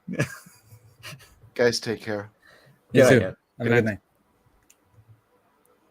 So before I got interrupted by needing some sleep, it's only if you consider that what happens in the movie is regulated by the same laws of physics that regulate our world, Oh, totally. Mm. which is not the case. That's something that in a movie when you start studying movies, the one of the very first thing that they teach you is the diegetic world. That I don't know if it's the proper term in English, but it only means that the movie that you are about to see has its own laws in Yeah. everything. And one of the perfect example for it is The Matrix. It starts like a regular movie. There is a girl, there's cops, so you're expecting a movie. I went to the cinema to see it without knowing what it was. And at the exact moment when she jumps in the air and stops, and the camera turns, make a whole shot around time. her. Yeah, Yeah, the bullet bullet time effect. She's suspended in the air, and you say, "What the fuck is that?" So the first shock for the movie, it's not working as it works in our world, because she's able to do like crazy jumps, and then she teleports into a phone booth, and you're like, what's happening? It's not something that I was expecting for the movie, because the movie has its own laws. It's different than the one we have. So all the movie the videos about oh, it shouldn't happen that way, and you questioning a movie because it's not logical in a just mathematical or physical laws point of view. Like, yeah, it's bullshit. You can't. I think my dad does that all the time when he's watching a movie about cars and or planes. If you think, no, you can't you can't fly a plane like that. It doesn't work that way. Sure, but it's just a movie. So Yes. get It's over the it. suspension of disbelief, isn't it? Yeah. Yeah. Yeah. You have to buy what the movie is selling you in order to appreciate Absolutely. the movie and the story behind it. But I- I get it's difficult for some people and for some movies. I was watching Cobra Kai. I finished season 4 just yesterday or something, and they have like it's Karate Kid the TV series basically for the one people out there living under a rock. But they have karate tournaments, and the rules in that tournament looks nothing like what I have ever seen in real life. But they are consistent within the universe, or at least the TV series. Yeah. And at that point, it's fine. They're not. One kid is not getting a penalty for a kick to the face that another kid won a tournament with. No, kick to the face all over the place. And try to do a kata in the middle of a fight, and Yes. just look if the guy in front of you waits till you finish the kata to be hit in the face the right way in order for you to win the match. No, it's doesn't No one's exist gonna do a in real crane life. kick. Yeah. Mhm. You don't get surprised because a guy in front of you is starting a kata. You just beat the shit out of him and you win the fight. That's how it works in real life in martial mean, arts. But it's when- a movie, it's a TV show, so yeah, it works and the good guy wins. It's sort of the baffling thing from anime as well. Like you see a guy charging up for a big attack. Why don't you just walk over there and just punch him while he's busy charging? It's the Indiana Jones thing. It's the guy's swinging Yes. around and then he pulls the gun. Yes, exactly. And I anime love the are a little backstory bit to that different. scene. Please Yeah. go on. I know it as well, but please do. The backstory to that scene is the fact that Harrison Ford was incredibly unwell with stomach problems. Yeah. And at that point, they'd rehearsed it. And he came out of the bathroom after being very unwell again, and basically said, "I'm not going to fight the guy with the whip. I know we've been practicing it, and I know we've spent days going through this scene, but it's not what Indy would do. He'd just pull his gun." And he just went, "Oh yeah, you're right." And it basically And that's meant one that, of like, the best scene of a movie. absolutely, it's such an iconic scene. It's absolutely on point with what would happen. That's it in Raiders, isn't it? In the first one, Yeah, I think. Which Yeah. is that Raiders? Yeah. Last Crusade Yeah. is the last one, and Temple of Doom is the second, if my memory goes correctly. I think so. The- So The Raiders last of the one. Lost Ark is the Yeah, first Raiders one. is the first. yeah. Yeah. I like the last one. There's a fourth, but nobody's going to talk about There's it. also apparently a fifth coming, but Well, it's what Adam Yeah. Savage said, isn't it? So there's only one Raiders movie. It's just Yeah. it's not Indiana Jones. It's Yeah. the Raiders movie. It's not Indiana Jones films. It's Absolutely, yeah. also, Martin, I'm drinking homebrew of Ringnes Julebok. Dark Those aren't lager real kind of thing. words. Yeah. I'm talking to a fellow Norwegian. You don't need to understand.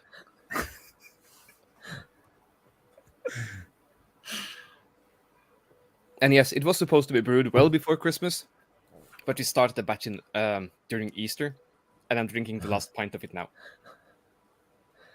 Yeah, well, Luckily, I have- Freezer. Yeah.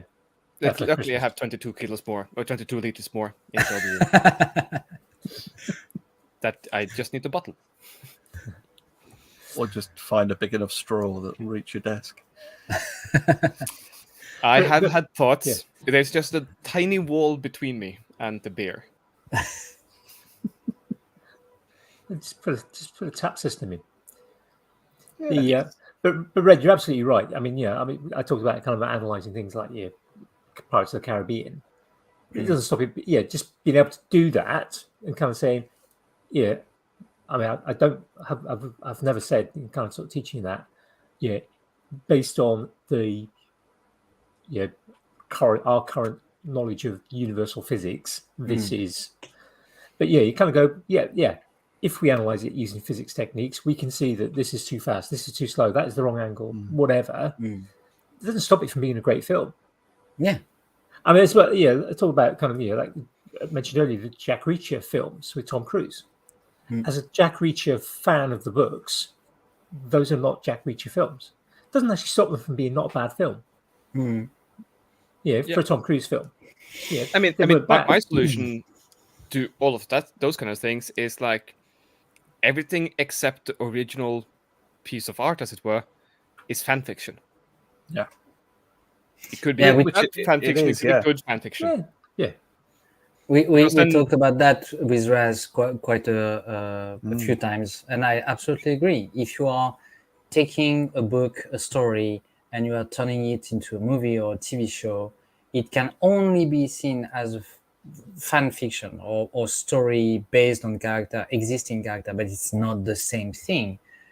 For the only mere reason that what you see in your head when you are reading the book and what's presented to you in TV show or movie can't be the same thing, and you will most of the time be disappointed by what's shown to you, because that's not your interpretation of the words written in the book. Absolutely, yeah. It's only the director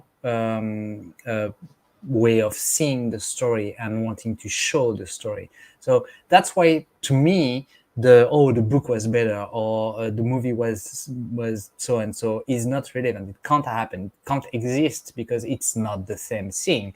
If you are watching a movie, if you are watching a TV show based on a book, the fundamental mistake that people are doing is not accepting the fact that it's a story being told by someone, the same story, but by someone else. So it has all the inputs of the director into it, and it's not yours, that you are free to create when you are reading the book. I mean, it's basically apples and oranges. Yeah. You can compare them, and you can have a favorite, but they are fundamentally different. I've told Rasmus one of the most ridiculous thing that I've heard all my life was when the Lord of the Rings went out. I was still in college, and I didn't know about Lord of the Rings at all at the time. Never heard about the book, never heard about the movie being made. And so I was really innocent about the whole thing. And I heard a couple of guys and girls talking about the movie that is just seen in the cinema. And one of the girls said, "That's not what Elvish sounds like in the book." Fuck, come on. How can you say something as stupid as that? If it's written in Elvish, you don't know how to pronounce it, to read it and pronounce it. If it's written... I might have a counterpoint to that. I If it's believe written- the BBC radio play did read the Elvish and set a standard that they later used in the movies. Yeah, but how the girl... Oh yeah, the girl was probably wrong because she's French. Yes, probably. No, but you would have to be very well informed about how Elvish is pronounced. It's a language created by Tolkien himself. I was going to say, unless you were taught by Tolkien. Exactly. So that's the most stupid thing I've ever heard about the movie. It's not like this in the book. You don't know that. So it's just you interpreting something that you didn't like in a movie based on what you know of a book that you really liked when you read it when you were younger, and you are allowing yourself to criticize a movie that is really fucking good just because it hurt your feeling and it's not 100% accurate compared to what you have in your head. And I'm not having it anymore.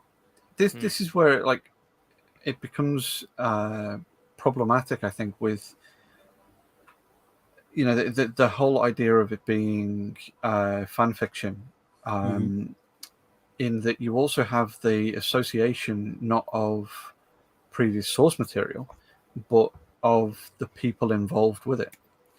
Yeah. So, if the first movie you watched with a particular actor has got poignant kind of thing in the head, someone like Andy might see a Jack Reacher film and also see Top Gun.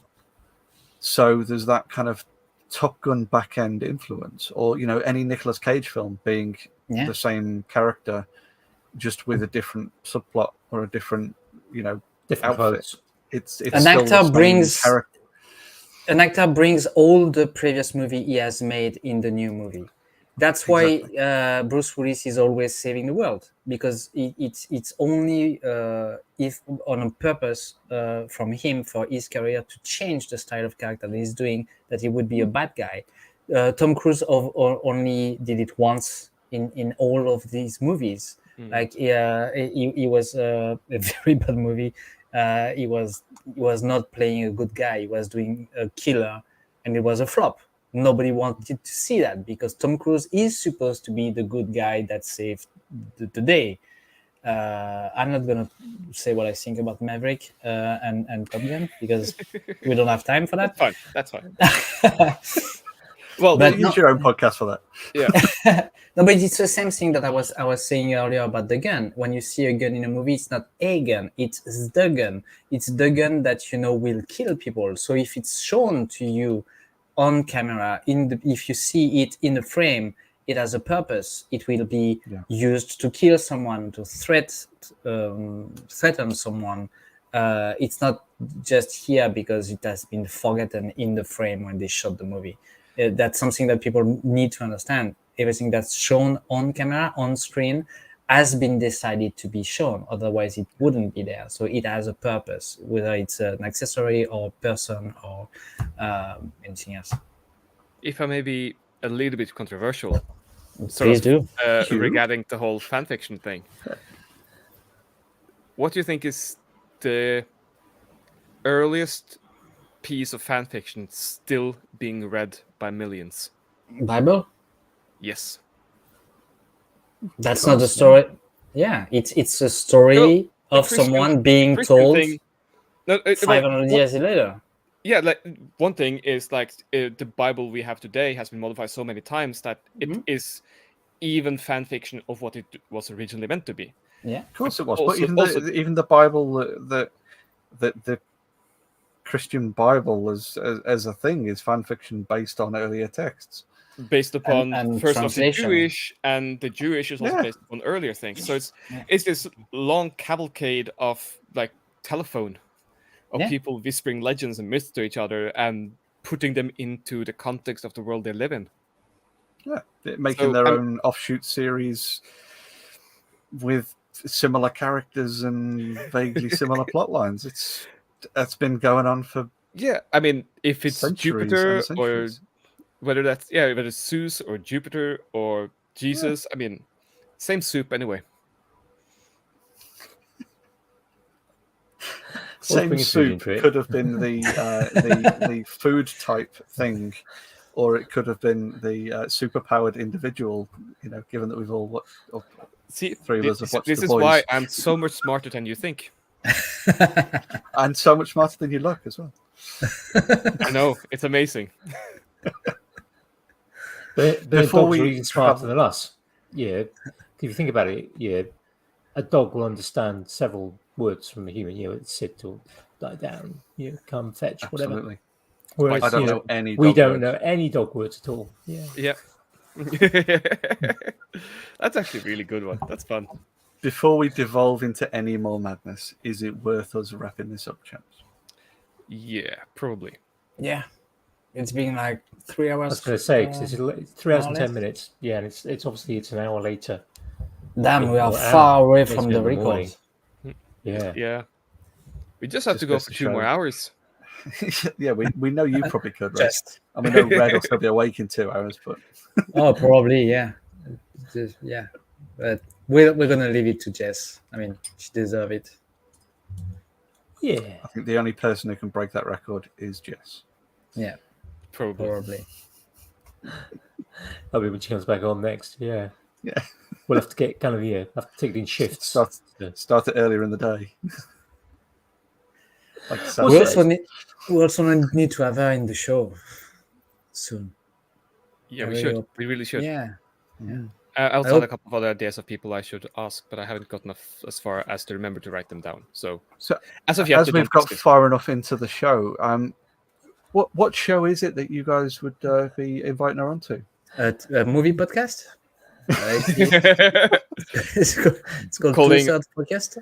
Oh, I thought I was going for something fun. Never mind. No, we're doing a podcast, like trying to do a podcast. I don't know how it's going, but it's You're doing it's all fun well. I think you're doing well. conversation between 3 friends and Yeah. it's a lot of fun. A wonderful podcast in the Fools with Tools podcasting universe. Thank you. Yes, We're gonna have to trademark that. That is Yeah. so gonna have to be trademarked. it should be a website. The FPU. Yeah. You're the wizard. Just go on the webby thing and do. Do Yeah. the visiting. Just make Yeah. it appear, on Yeah. everywhere in the spells. internet. Do your magic. Should we do attention grabbing or should we skip that? Nah. I have a thing. In fact, Oh, you have I a was going to thing. say, Okay. yeah. In fairness, we should go on, man. Raz.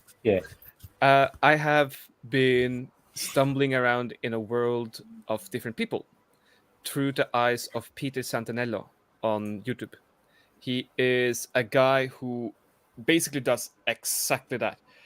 Travels the world, goes from either living with the family to just spending a whole day with the family and just getting to know the culture they exist in. And he's been going from the Amish and different kinds of Amish people and culture and the technologies and cultures they live in, to South Central LA and the gangster environment there. Did a lot of stuff earlier on in the Ukraine and the Middle East and Central Asia, and like so many different worlds. And he's just he has a little bit of that Louis Theroux vibe of just being really easygoing, really approachable, asks a lot of stupid questions, but it's well formulated stupid questions, showing that he has done his research, but he wants to confirm the things and hear these people's expression of how they're being perceived, how they think about the rest of the world, especially with the Amish. That's really interesting, because one of the Amish guys he talked to was like, so what do you think you can teach us out in the other world, so to speak? And he was like, I think you can teach us a whole lot of things. And Peter is going like, not at the moment, probably. But I like that mentality of like, he knows, this Amish fella, he knows he's living in not only like a technological vacuum, but like in a cultural bubble like no other on Earth apart from the Amazon. And it's in middle of Ohio. Yeah. And I really like that. And one of the other really fancy episodes I liked was a Sikh motorcycle gang in California. Oh, that's got to be good. It was brilliant. Peter Santanello on YouTube. I'll send. Send me a link. Yeah, send me a link. Yeah. Red? Have you got anything to throw into it, Red? Yeah, actually, I was talking earlier about the TV show when they are mentioning the darkest Yeovil, Somerset part of the world. It was a good part of the podcast. It's so the TV show I've been watching. I don't really have time these days to just stop and watch YouTube videos or stuff like that. So all my free time is usually at night, late at night, and I'm enjoying movies or TV show. So the one I've been watching is actually an old one. It's Broadchurch. It's an English TV show. I've been wanting to watch it for a long time, but it was very hard to find.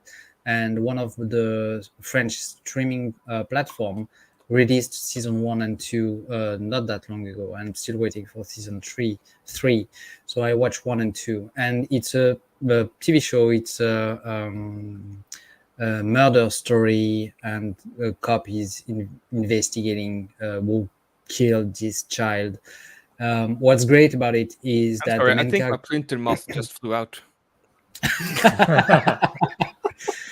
Hashtag only happens to us. Call back. Sorry, go on. Ignore me.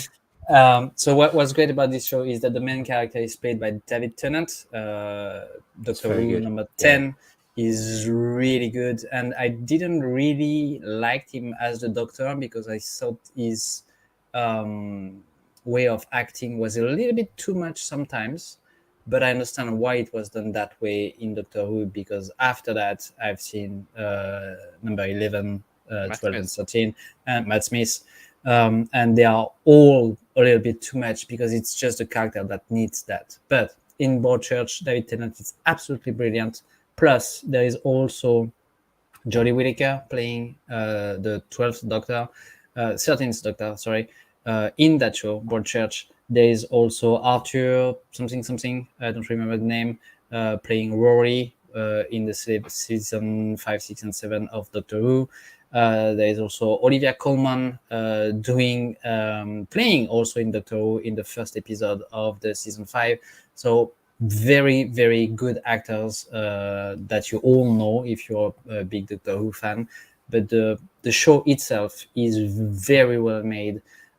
It's very logical. It's very well explained. It's surprising because the killer is not the person that you are thinking of at the very beginning of the show.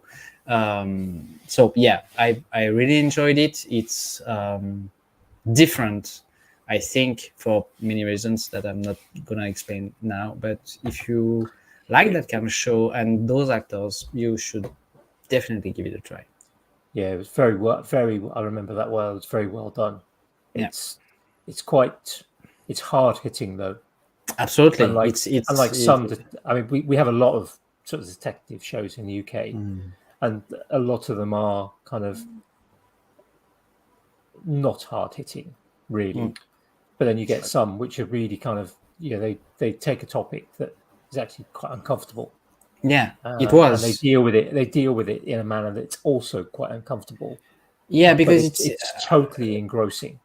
I think it was like facing the fact for once. It was not like, oh, a kid has been killed and we are gonna do the cops trying to find the murderer kind of thing that they usually do. It was like, we are gonna show the pain of the family, the grieving process that is not easy.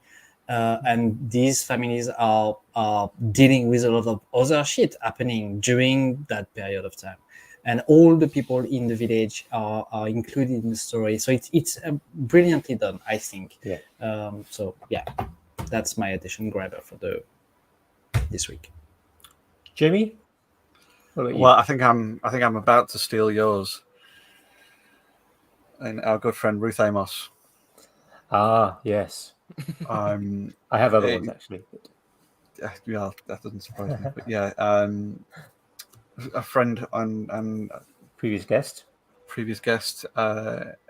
Ruth has just phenomenal inventor and engineer, and has done her latest video is retrofitting her own design saw stop. That's brilliant. It is glorious and wonderful and functional and incredibly frightening. She is absolutely wicked. It is just spoiler alert for those who are going to watch and enjoy it, but she goes and uses Colin Furz's, because she's good friends with Colin Furz, goes and uses his lathe to make a couple of parts for this sort of stuff, and Colin is intimidated by this. Which says a lot. And the fact that Colin is there going, I'm too scared to switch this thing on. It is just wonderful, and it's got my brain ticking over with all sorts of things, and yeah, it's absolutely glorious. So yeah, that's my attention focus spiff of the week. That was a good one. How about you, Andy? I've got three. I've now have a minimal viable product of a website for my tutoring business. Oh, so physicsmad.co.uk or physicsmad.com. So it's enough that if people, when they see the advert which goes out tomorrow, it's got to go and look. They've got enough to be able to contact me, which is the key thing. I've been listening a lot, particularly today. Well, I've been trying to sort of do website things, to an artist called Mary Spender. I've been following her on YouTube for a considerable amount of time, but today I kind of went, is she on Spotify? Oh yes, she is. Right, so now I can listen to hours of Mary Spender, and so that's kind of been a nice distraction. Just nice music. And the other one, again, previous guest of the show, friend of the show, Hannah Makes, that was on fairly early on. Good shout. Yeah, very good shout. Yeah, this week, as most people will be aware, or many people will be aware, maybe not most people, many people are aware, it's currently the Commonwealth Games are taking place in Birmingham in the UK. So it's kind of like the Olympics, but not as many countries, and all members of the British Commonwealth.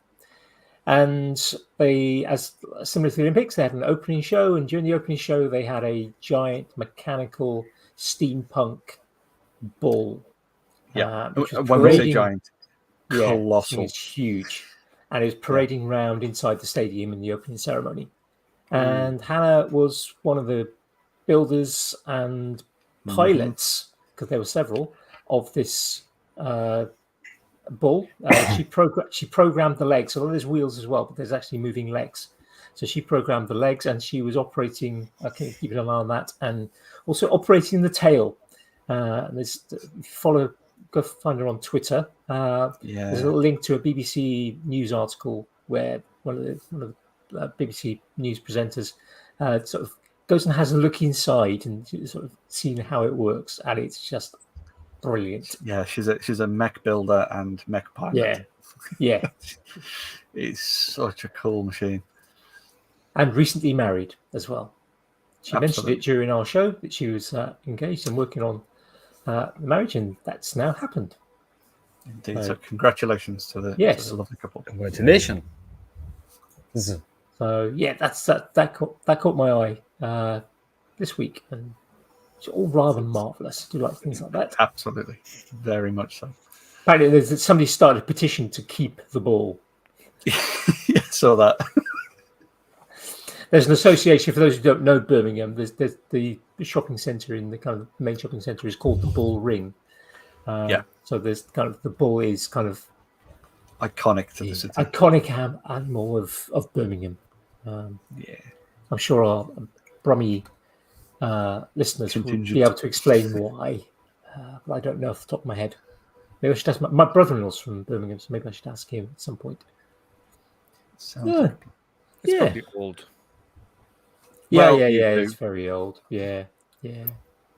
Well, maybe we'll find out. For those wishing to stalk you two and Jan, don't. Only fans.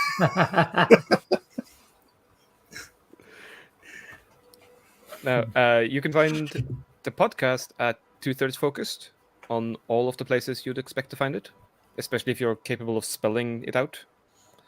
Oh, come on. Don't go back at it. My mistake. I didn't mean it as a dig at you. I'm just saying typing letters instead of numbers in this case helps. Yeah. It's 2/3 Focused. Yes. With an accent. You need to spell it with an accent. Of course. Yeah. A French accent. Then no one will find it, Red. And you can find me at Rasmus Lowen, or if you happen to be in Norway or looking for blacksmithy things, loensmed.no. And you can find me at... Oh, yeah, we have the classes as well. Yeah. Apparently, I'm very good. So if you are in Norway, take a class with Rasmus. And you can find me on the entire web at Red Smith or The Red Smith. New video coming up soon. I'm getting back to work tomorrow after the 3-week vacation. It's about time, you lazy bugger. I mean, absolutely.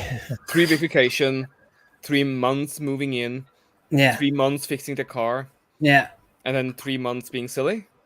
Absolutely, yeah. So with some luck, the next 3 months will be work. That's the first time doing the podcast.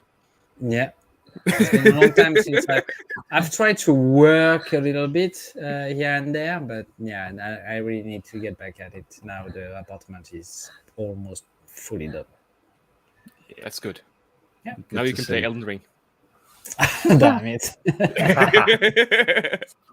The other voice before was Jan off of The Nerd Inventor. Yes, also on YouTube, doing some very nerdy things to very old nerdy things. Yep. Also some wrestling things. I think that's the best way of misrepresenting him. YouTube or OnlyFans again? Yeah. Both. I think you prefer OnlyFans, but you'll find some things on YouTube. But not the best one. The best one are OnlyFans. Obviously. He got a really big fan.